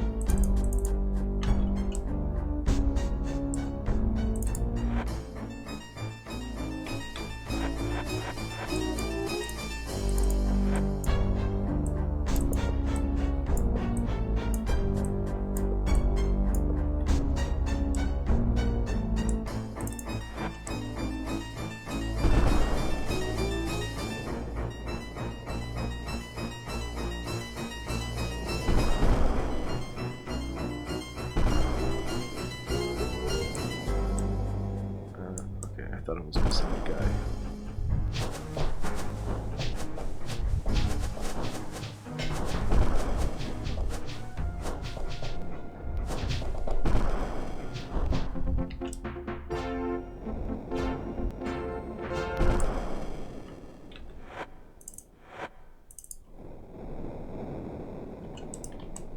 Oh, let's see, there might be some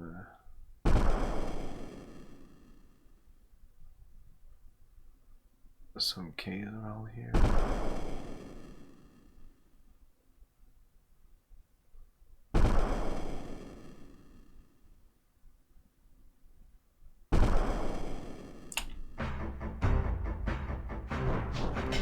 Whoa.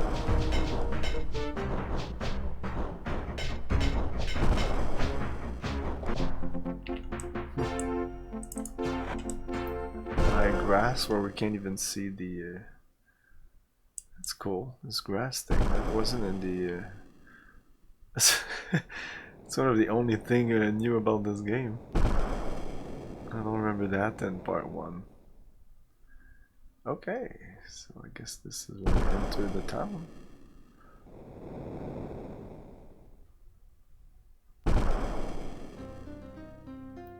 Interesting.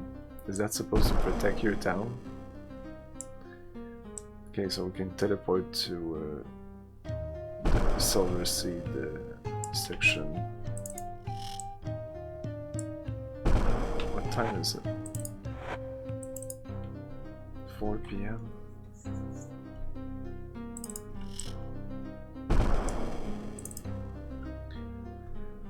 I am the servant and protector here at the seminarium. If thou wishest to conduct any business, thou must speak to my master. If thou dost not have any concern here, my lord, I must ask thee to please depart. As I have said, I serve and protect my master's household. Bye.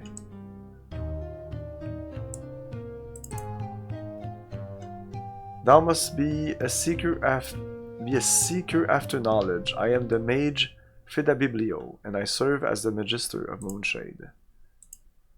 Thou dost not know what a magister does. The magister is the director of the seminarium.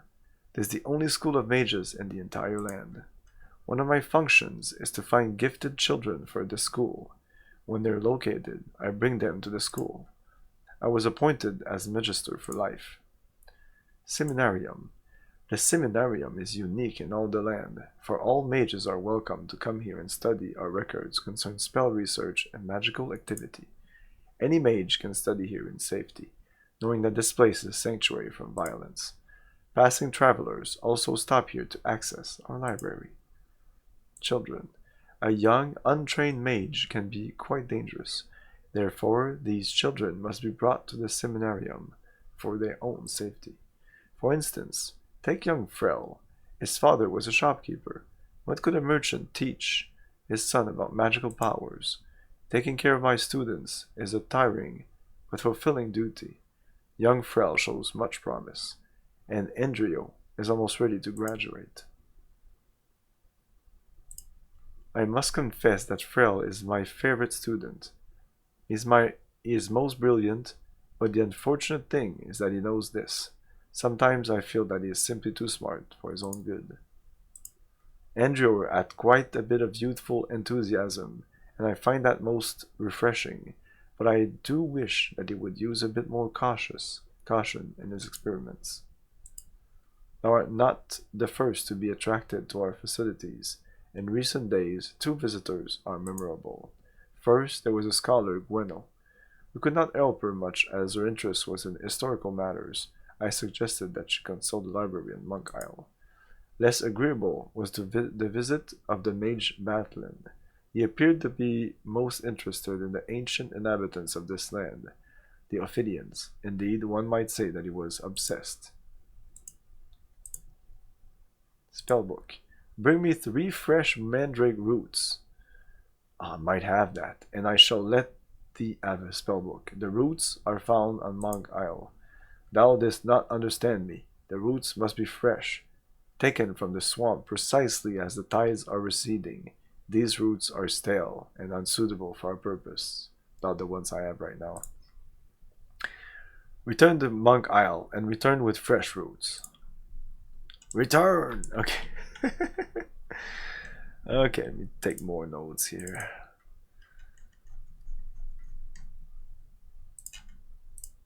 Return. One thing is to search room of Ock in Moonshade for treasure map. Then get 3 fresh mandrake roots to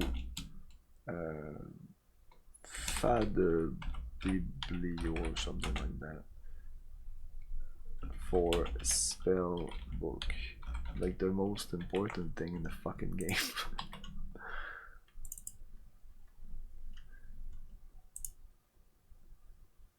Magister, thou dost not know what a Magister does. The Magister is the director of the Seminarium. It's the only school for mages in the entire land. One of my functions is to find gifted children for this school. When they're located, I bring them to the school. I was appointed as Magister for life. The Seminarium is unique in all the land, for all the mages are welcome to come here and study our records concerning spell research, magical activity. Any mage can study here in safety, knowing that this place is a sanctuary from violence. Passing travelers also stop here to access our library. A young, untrained mage can be quite dangerous. Therefore, these children must be brought to the Seminarium for their own safety. For instance, take young Frel. His father was a shopkeeper. Yeah, we talked about that, right? Since thou art a visitor, I will explain a few things to thee. Moonshade is a city of mages, and for mages. It is ruled by the adepts and served by the lesser mages. There is a lower class, the mundanes, but some of them are skilled as artisans. Mundanes. These 4 souls in a dark little world where magic is merely another powerful natural force that affects them, which they desperately try to adjust to or withstand. Most of the mundanes born here eventually leave. They settle in Fawn or Monitor, and this is better for them. These are basically mundanes who possess some skill that is valued in the society of mages. Artists, writers, musicians, metalsmiths, that sort. These are citizens who have pursued some sort of magical education. Although they know a few spells, they were not able to become adepts. Most become rangers or apothecaries. Adepts. The 3 adepts are the most powerful wizards in the city and compose the Council of Mages, which govern the city. One of the adepts serves as Mage Lord. Currently, Filberto rules as Lord of Moonshade. The other 2 adepts are Gustachio the Green Mage and the Red Sorceress, Roto Luncia. We haven't heard about Roto Luncia. Trust me, she's someone that doesn't wish to cross. Okay? Gustachio. He is Filberto's chef, rival for the position of Mage Lord. Gustachio is extremely hardworking and devout in his studies and practices of the martial arts. He is a respected citizen. Although there are those who do not like him, he tends to have a rather severe personality. Now Gustachio hath thrown himself into his studies of the phenomenon of the teleport storms. It hath become his obsession.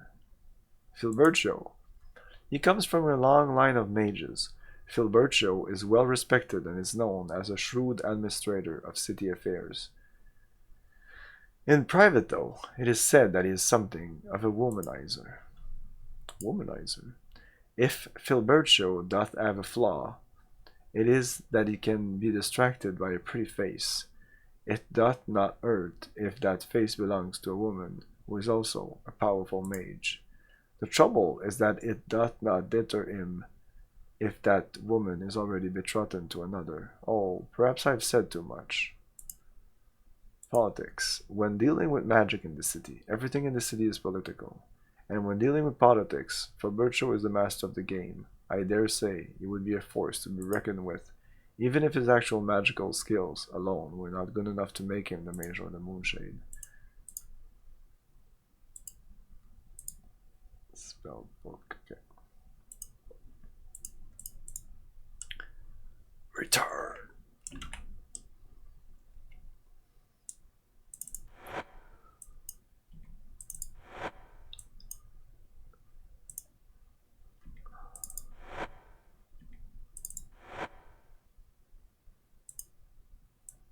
Oh, amulet of protection.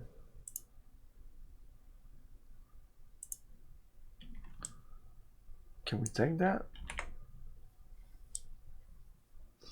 Oh, as you can see, the guard is just following us. Who are you, though? Hello, I'm Endrio. I never meet outsiders. Could thou tell me all about thy travels and adventures? Adventures? Yes, yes, I would very much love to hear about thine exciting adventures. While studying magic, I have so little time to plan any expeditions of mine own. Expeditions. Well, I'm hesitant to admit how little I have seen of the land. Unlike thee, I am not an experienced traveler. There is so little I know about my surroundings. Save how to manipulate them with magic. I have no knowledge of what it is like to face danger daily. Certainly nothing so grand as that which thou dost meet frequently. In comparison, my life is filled with boredom. Yesterday I saw Tauricio leave his house at 9 in the morning, same as always, and run into one of the food vendors. I was positive Tauricio was about to transform her into a frog or some such, but instead, he gave no more than a rude chastising. Tauricio. He is an adept mage who commands the powers of life magic. Someday, when I am less afraid of his coarse manner, I plan to ask for his assistance in my transmute flesh to wood spell. I am told that he had done something similar with stone before. Frelly is researching a spell like mine, but involving stone instead of wood. The patrons at the Blue Boar suggested we contact Tauricio about transforming such things, because his arcane emphasis involves matters of life, including changing flesh to other materials. Flesh to wood. Yes, my lord, the spell will change a warrior's skin, making it as tough as wood. This way, a fighter will require less armor to deflect blows. Wow. Hey, Moody. Yeah, I'm doing well. Better than last time. My greatest obstacle right now is how to permit the fighter to move once his flesh adds solidified into the wood. Chastising. Tauricio is not very friendly.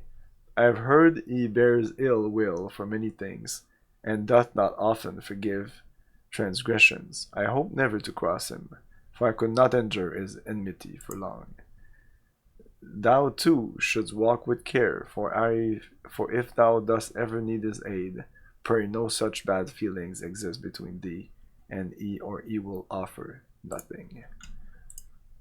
I am working to become a great master. Someday I hope to be as great as Master Filberto. Of course, I know that level of expertise will take some time, but I have the discipline. Just ask Frel. He will tell thee I do. He is my companion and fellow student. We have been friends for a very long time, and his mastery of magic is almost as great as mine own. Almost. Well, better. Thou art mad. Stop this bickering. Quite right, my lord. I'm sorry. Oh yes, my lord. I too am truly sorry. How else, my eldie? Filberto. He is the mage lord of all Moonshade. There are rumors that no mage that lived was more powerful than even the Mad Mage. Not even the Mad Mage. His name is Urstam. He was one of the founders of Moonshade. However, our instructors claimed he was slowly becoming insane as his power grew. Eventually, he left the city to be far away from his fellow spellcasters. They tell us the same could happen to us should we seek too much power too soon. I wonder if that is what caused the other two mages to flee to the mountains of freedom. Goodness, I hope that doth not happen to me. They lie to the north of the island. I have heard that the caves there are filled with the rare mineral known as Stoneheart. I'm sure someone as brave as thou art will go there someday and discover whether the legend is true. Please promise to bring the tale whenever thou dost return from such a Okay, so what's this guy's name? I need to return to him. Yeah.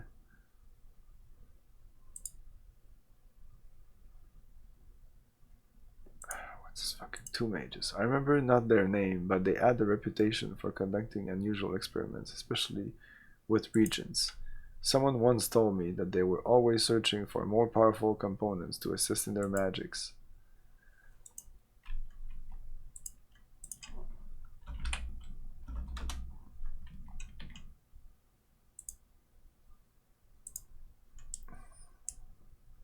Oh my god. Andrio. Okay, so what did we want?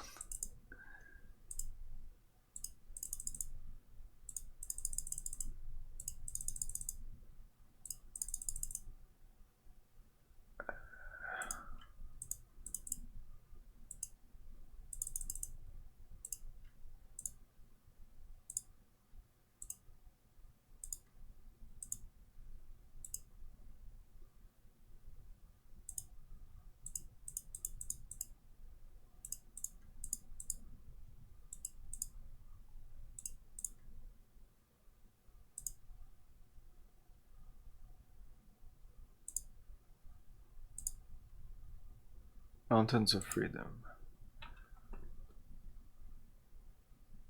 Stone art, okay. Mountain of Freedom to the north of Moonshade. Filled with rare mineral known as stone art.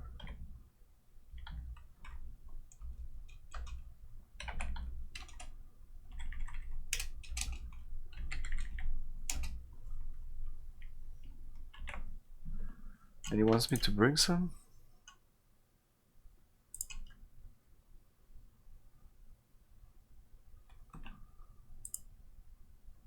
Okay. Bring tale of excursion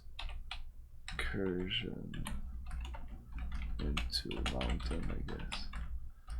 To Andrea. Okay. Cool.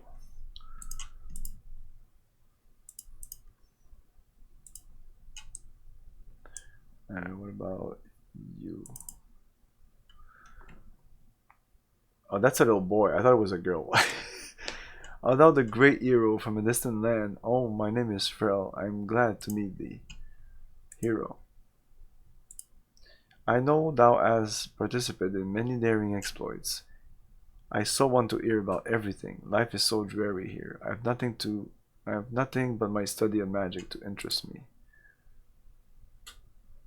Magic. I mean no disrespect, my lord. I find it a most fascinating topic. I could spend days creating brilliant flashes of light, moving stones with my mind, and summoning animals from nothing.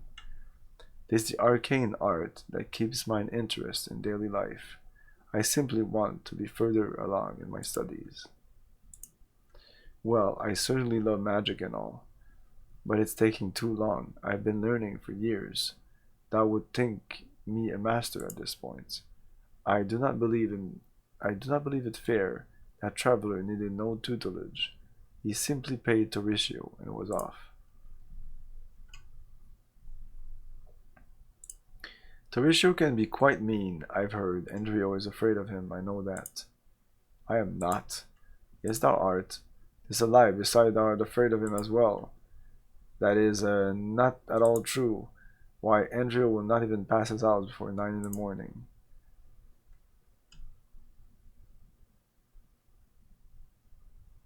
9. That is when he leaves his laboratory to go out into the city.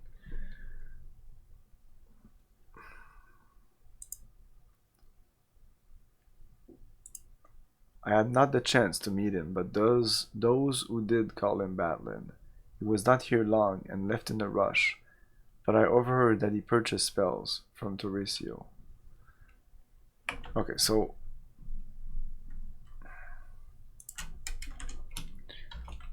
Tauricio dealt with Batlin. He gets out of his lab at 9 a.m. I think. Dreary. Why, nothing ever happens here in Moonshade. At least nothing to match thy fascinating activities. I would wager not even Filberto hath seen as much as thee. Filberto. The Mage Lord? He is the greatest of all wizards, or so I've heard. He rules with a kind but stern hand. Of course, I would not count on his friendship, were I to be seen with his lover. This is but rumor, my lord. However, it hath been said that he is seen late at night in the presence of the mistress of cold, frigid, yeah.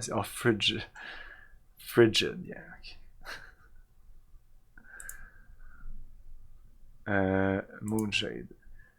'Twas founded several centuries ago, my lord. Legend holds that the man mage himself journeyed from faraway place, arriving here and laying claim to the land.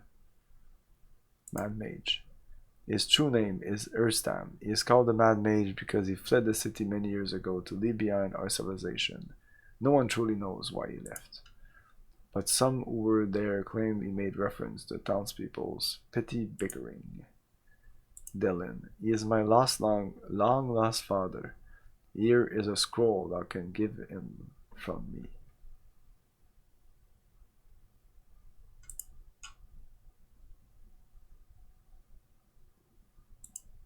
I've heard that thou hast traveled a great many miles to come here.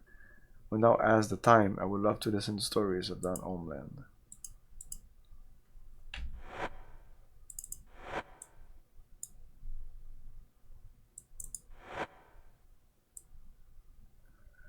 This must be it.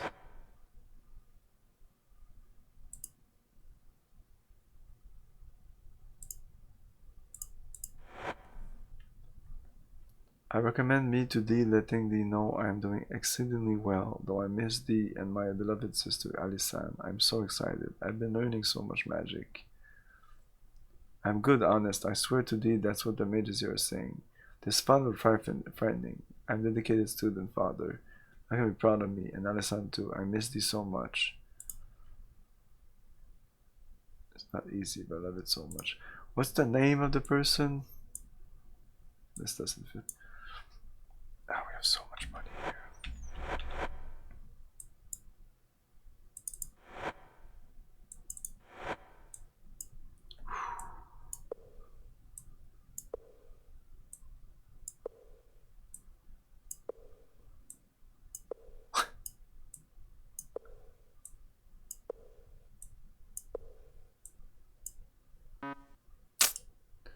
Let's continue here. Oh, it's too heavy? Okay.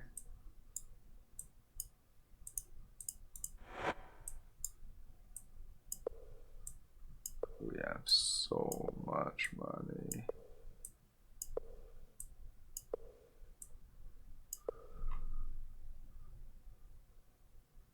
Yeah, these are the two things I picked up. I think I can.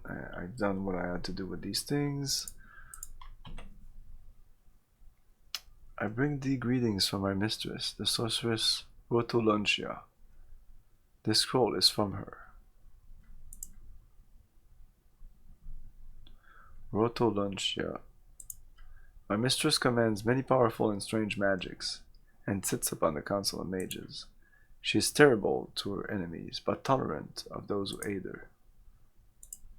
It is not an ordinary scroll, but one of the magical variety. I assure thee that it is entirely free of harmful magic. The mages of Moonshade are quite powerful, and have found a way to acquire servants such as myself.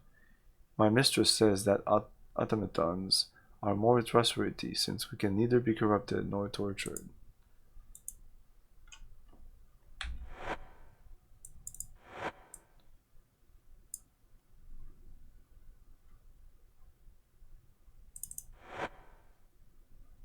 Okay, gave me this.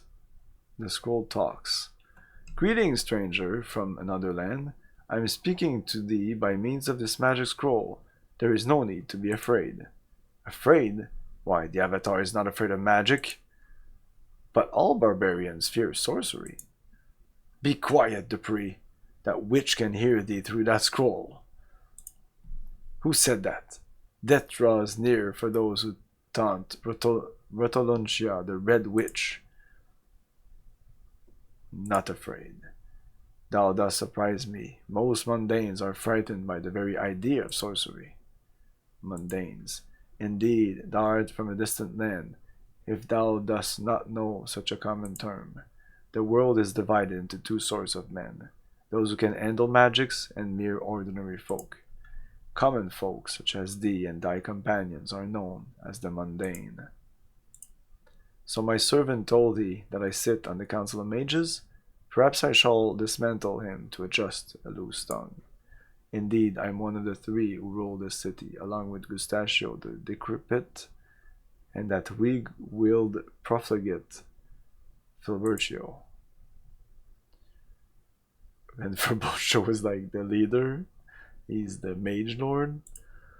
I am the most powerful wizard in this city, and I could teach thee many things, if thou wert not a mere mundane.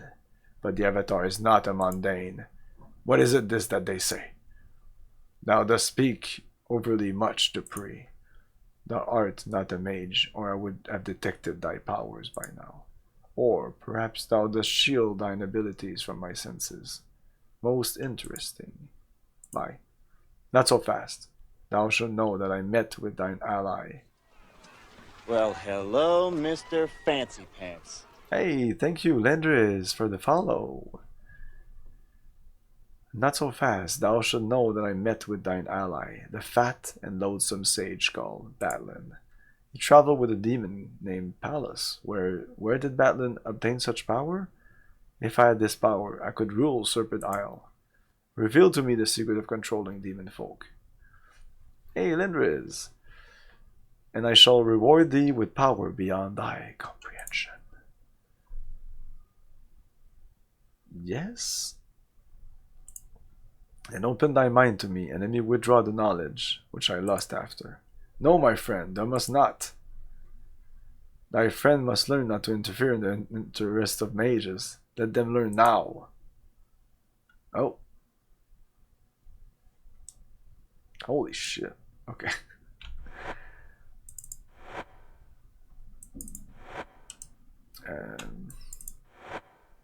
Oh. Well, hello, Mr. Fancy Pants. Well, El Satan, thank you for the follow.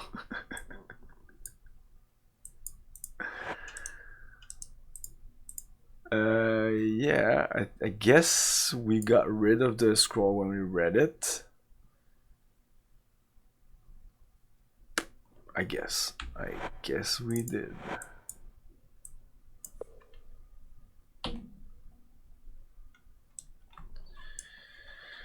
Okay. Yeah.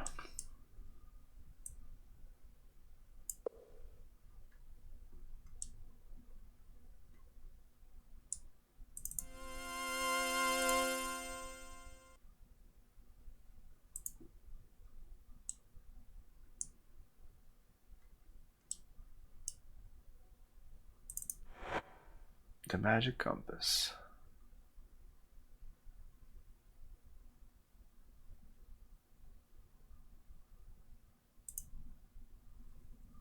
Okay.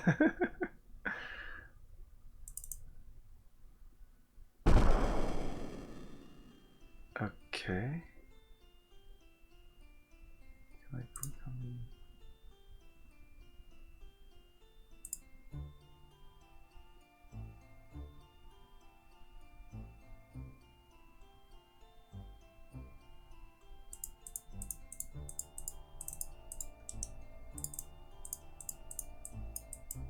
I guess I need to wait. Okay. Astonishing things. Wands, a trio, a fire doom staff, glass sword, other miscellaneous magical weaponry. Venom dagger. Stone RP. My notebook, anonymous. The observation enclosed herein are based on mine experience. Reader of thy sake, items of knowledge.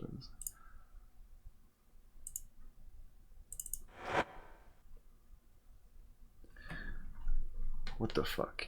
I need to read this. Long ago, when I accidentally landed on this world, the primitive sentients living here erected a temple to me and my chariot. But they were boring and impetuous. Soon the cats emerged as a more likable group than any other creatures. Thereafter, I was to begin some experiment on them. Quite successfully indeed, my liking for these cats caused me to contemplate how to widen and strengthen their intelligence. Ah, is that... Uh-oh, he created the Killerati? Thereupon I set out to modify the power generator, thus began the experiments. The generator provided the felines with a more up-to-date life energy, one which was most difficult to suppress. The cats die, yet with stubborn energy return once again to life.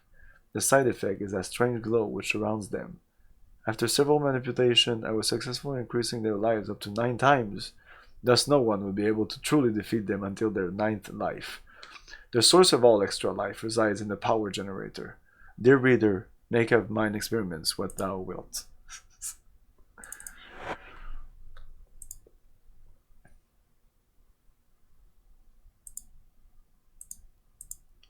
Wow, I'm not gonna read all this. What's this? Ritual blooding device. Okay.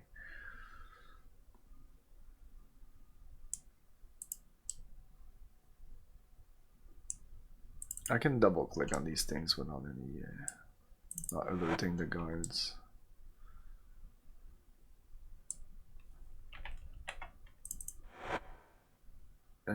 Yeah, I wanted this. Can I take this? Oh, apparently I can. That's an amulet of protection. I don't think I need this amulet of balance anymore, so let's put it here. Let's put this there. Oh, it gives me +1 health, I guess, but it doesn't really give me plus. Oh no, it's not my health, just stupid. Nothing.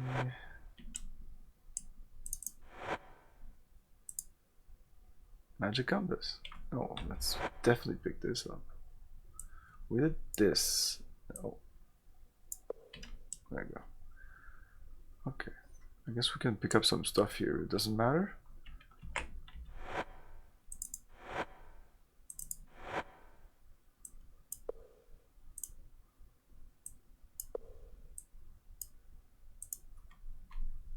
What the fuck is Agnium?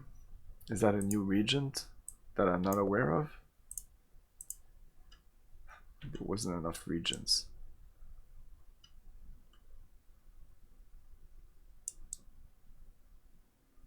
Okay, let's get out of here.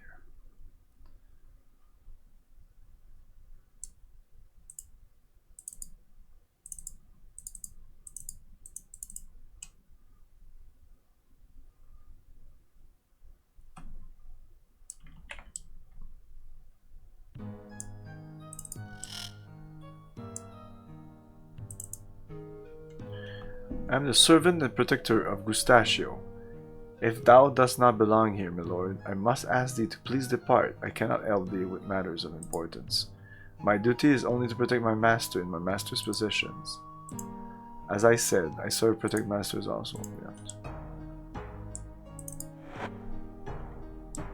Yeah, let's go talk to you.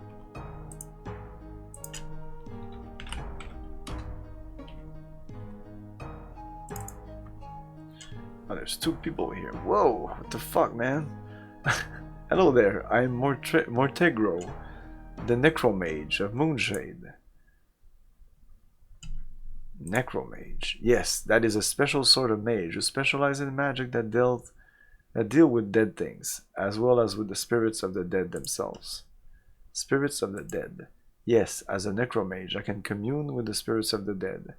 I learned the secrets of the dead as well as the occasional portent of the future. But these seances are unpredictable in their results.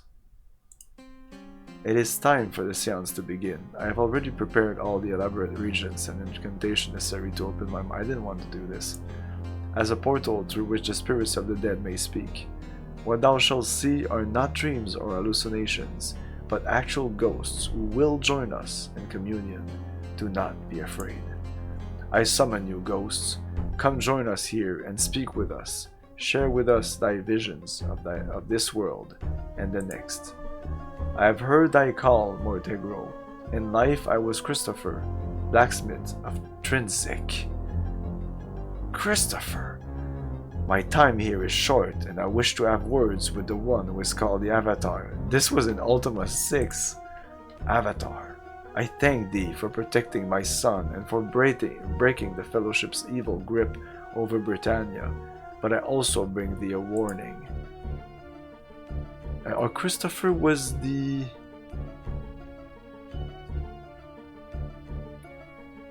Oh, Christopher is the guy that's dead at the beginning of Ultima 7 Part 1, maybe? Many are the spirits in this realm who await thee, and there is but one thing on their mind, to have their revenge against thee. There is one thing that thou must always remember. Oh, I have lost contact with the spirit. Forgive me, but with contact that intense, the length of time that I can maintain is always shorter. Dead things. Actually... Yeah, exactly. Christopher, the father of Spark. Yep. The blacksmith, the guy in the stable at the beginning of part 1. Yep. Actually, that is rather unpleasant work. A bit discourteous to talk about it in mixed company. If thou dost know what I mean.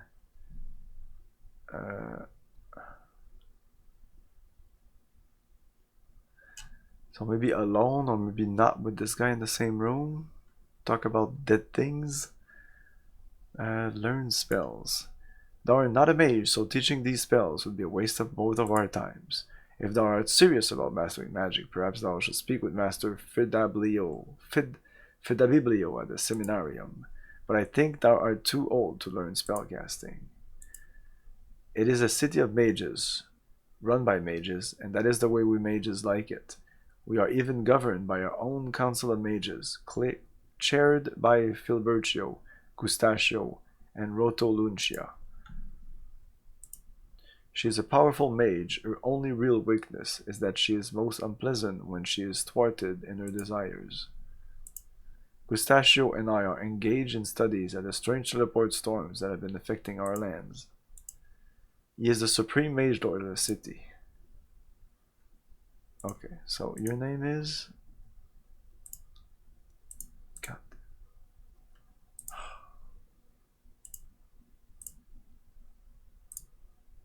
Mortegro. Yeah, that makes sense. Mort.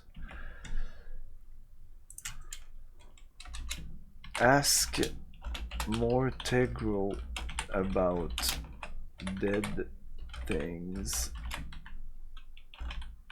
without anyone around. Maybe? A pleasure to meet thee, I am certain, but I have no patience for idle tongue-wagging. Forgive me, but this is absolute waste of time when there are other matters which are pressing. Wow. Okay. Can I pick up these things without any problem?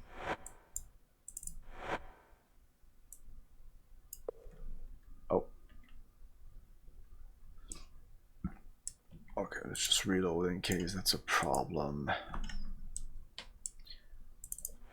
After many weeks of fruitless study, I can only conclude that the blink spell simply no longer works correctly. 9 times out of 10, nothing at all happens, while the results of the 10th occurrence are best not pondered. The most obvious reasons for this failure is this blasted weather we have been experiencing. Maybe when the storms lessen, I can divine the answer. Until then, I will continue in mine attempts to find the answer. Notes this day by Gustachio.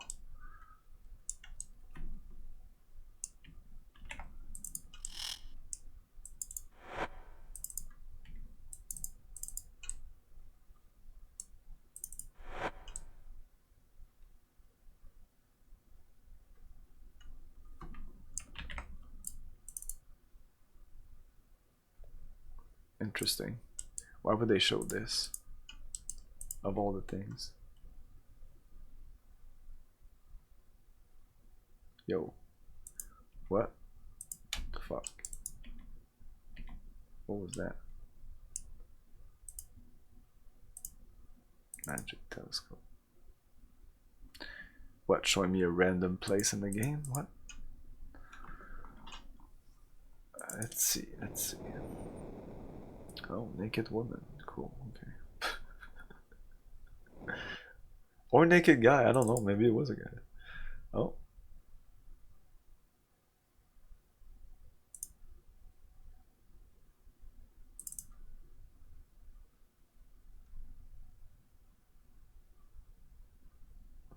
This must be in Moonshade.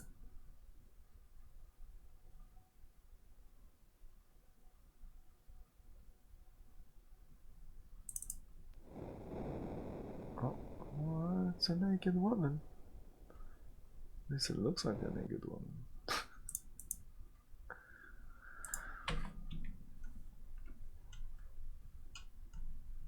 It's another of those nudists from the from Ultima 1, Ultima 7 Part 1.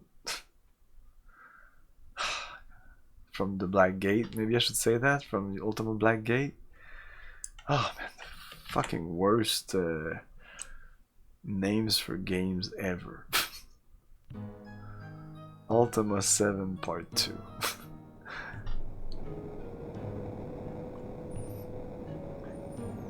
And I thought like Final Fantasy X Part 2 was stupid.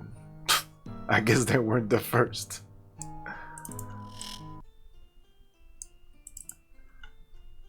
I'm sorry, but thou hast mistaken me for someone else. Thou could not possibly be speaking to me, as I am mage, and thou art merely mundane. Such impudence. Move along. I am the servant and protector of Columna and Melino. If thou dost not belong here, my lord, I must ask thee to please depart. They all say the same thing. I'm sorry, but thou hast mistaken me for someone else. Thou cannot possibly be speaking about... So, all the towns are the same. You always go in... Oh. Maybe he's not gonna like this. Yeah, you enter, you can talk to a couple of people, you need to do a chair, like a quest or something before you're like the champion or whatever. Better than stuff like Bard's Tale, which name is actually Tales of the Unknown, the Bard's Tale. Is it good? I never played the Bard's Tale. It is among the games I need to play, but it wasn't like a game that I felt like I needed to play. Like Might and Magic, I really wanted to play. Ultima, I really wanted to play those. Definitely wanted to go back and play Morrowind, and for that I wanted to go back to Arena, Daggerfall. Because I had played Arena.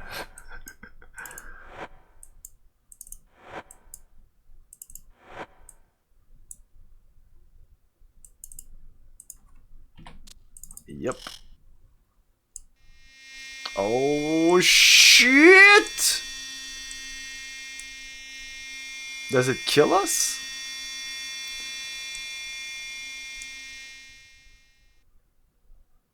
Okay, well, we barely survived that. I have made the most wonderful discovery about the comb that I took from that empty-headed ruler of Fawn.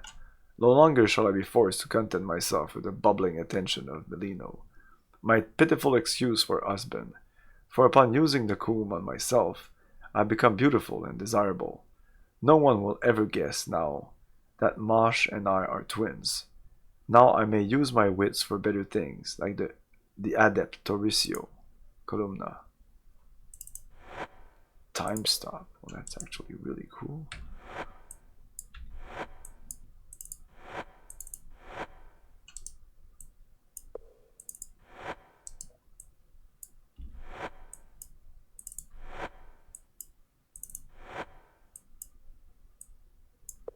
We need that fucking spell book.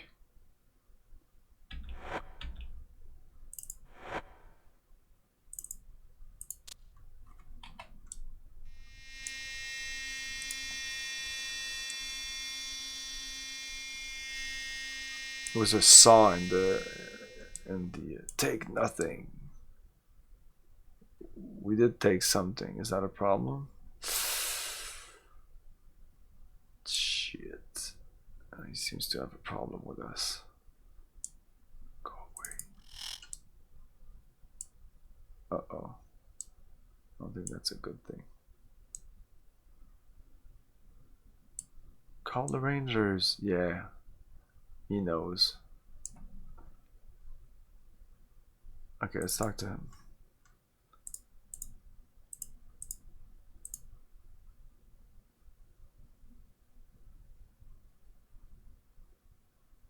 Arrest me.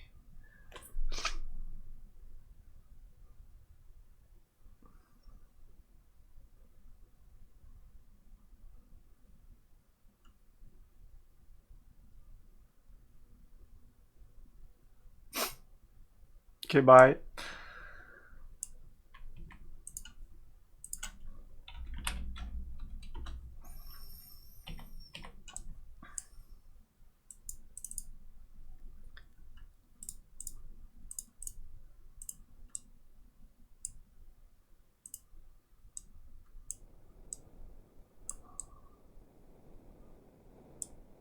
What is that? Magical wave. Yeah, living in the fancy. Magical wave. Man, I just ordered that magical wave on Amazon. Oh my god. Can't wait to. Oh.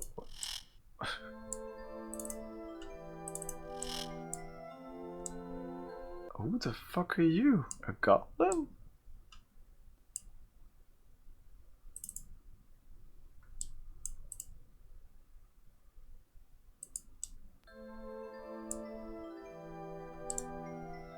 Oh my god. I can't even talk to her. Wait.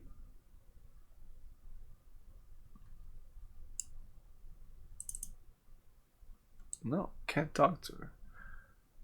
I want to attack her. Come back. No. Since when can't we talk to every single NPC in the town? You're playing Ultima 7, you're playing Ultima 7. It's normal. It's normal.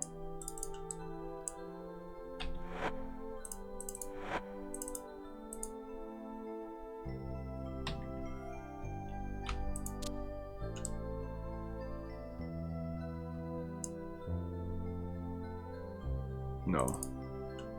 Well, like, maybe. I don't want to.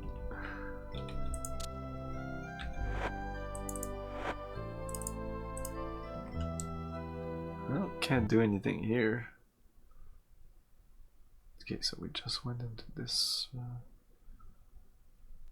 Did I go here? No. No.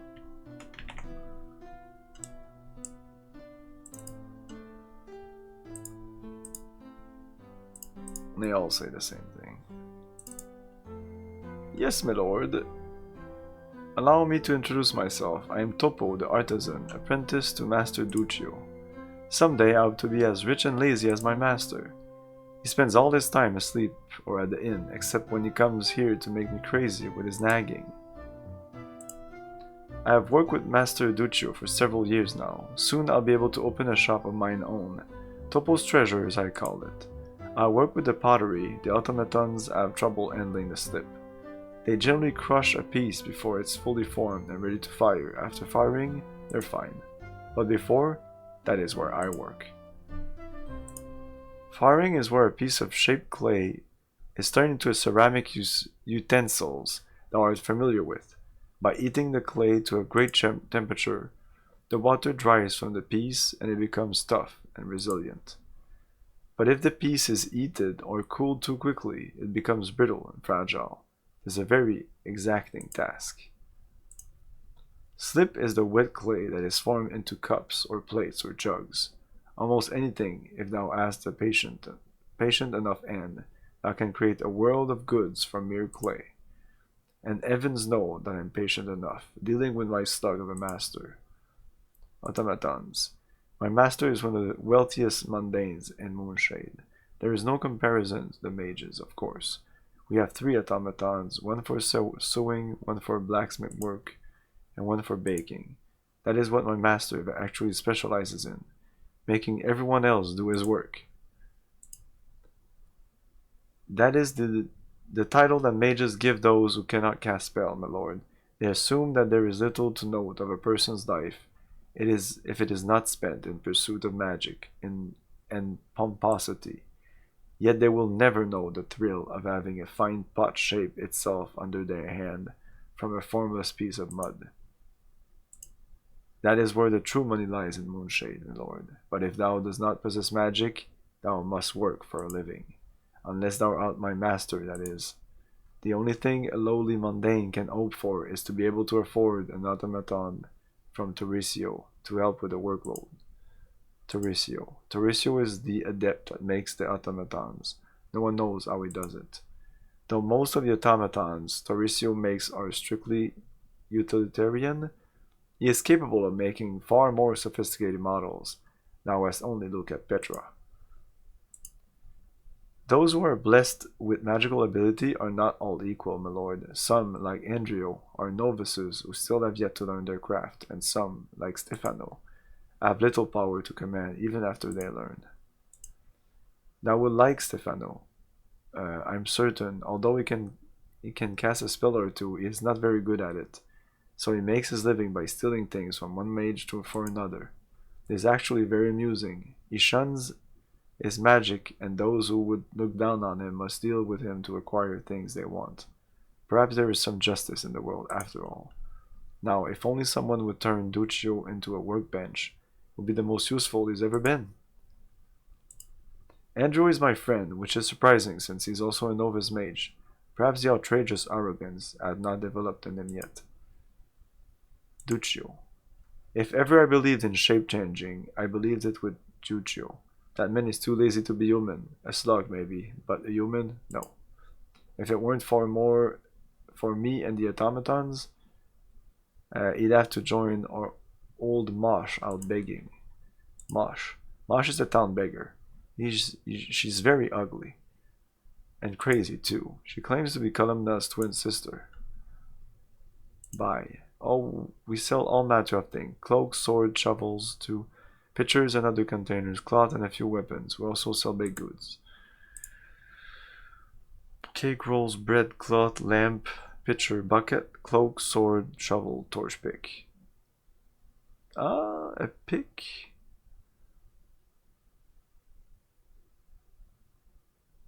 I'm gonna buy this pick.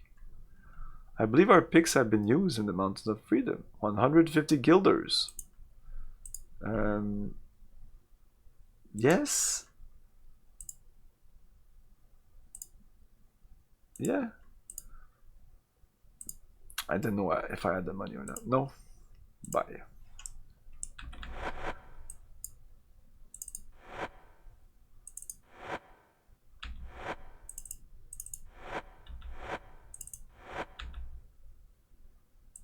Maybe I didn't have the money. Oh, it's there.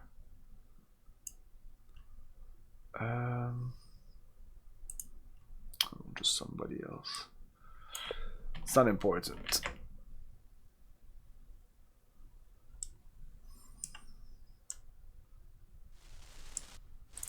And these guys say all the same thing.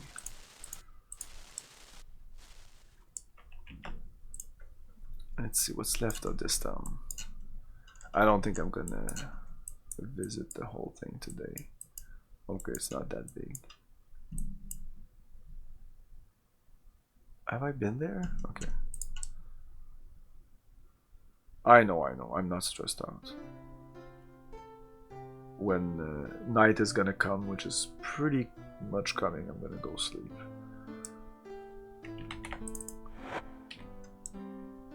Oh yeah, we did go here and the guy wasn't happy. We took some stuff, blah blah blah. Okay, so I think we're gonna end the stream here, and next time I guess we're gonna visit this this place.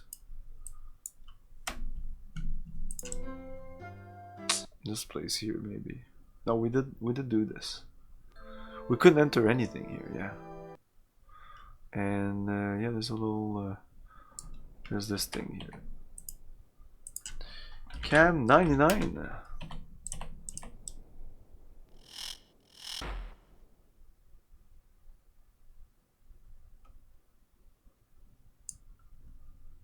Yeah, I don't know what this is, but it looks demonic.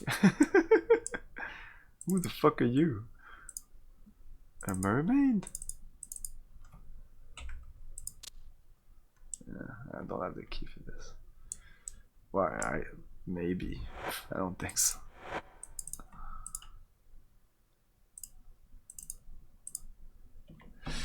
Yeah, that's it for tonight. We're gonna play more of this on Friday. Tomorrow, a little bit of Deus Ex at 5. Then at 8, we're gonna continue Star Trek Next Generation Final Unity. Should be able to finish it tomorrow. We're very close to the end.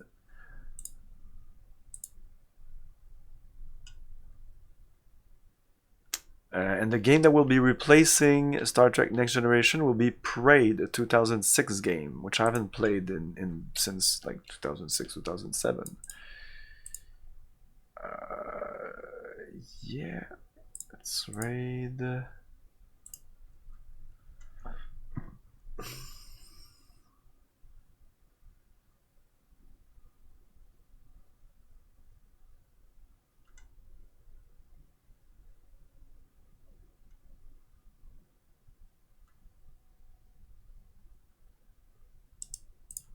Yeah, let's raid Kilgore.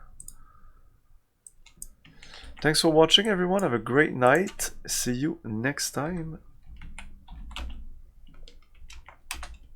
Ciao. Thank you for your cooperation. Good night.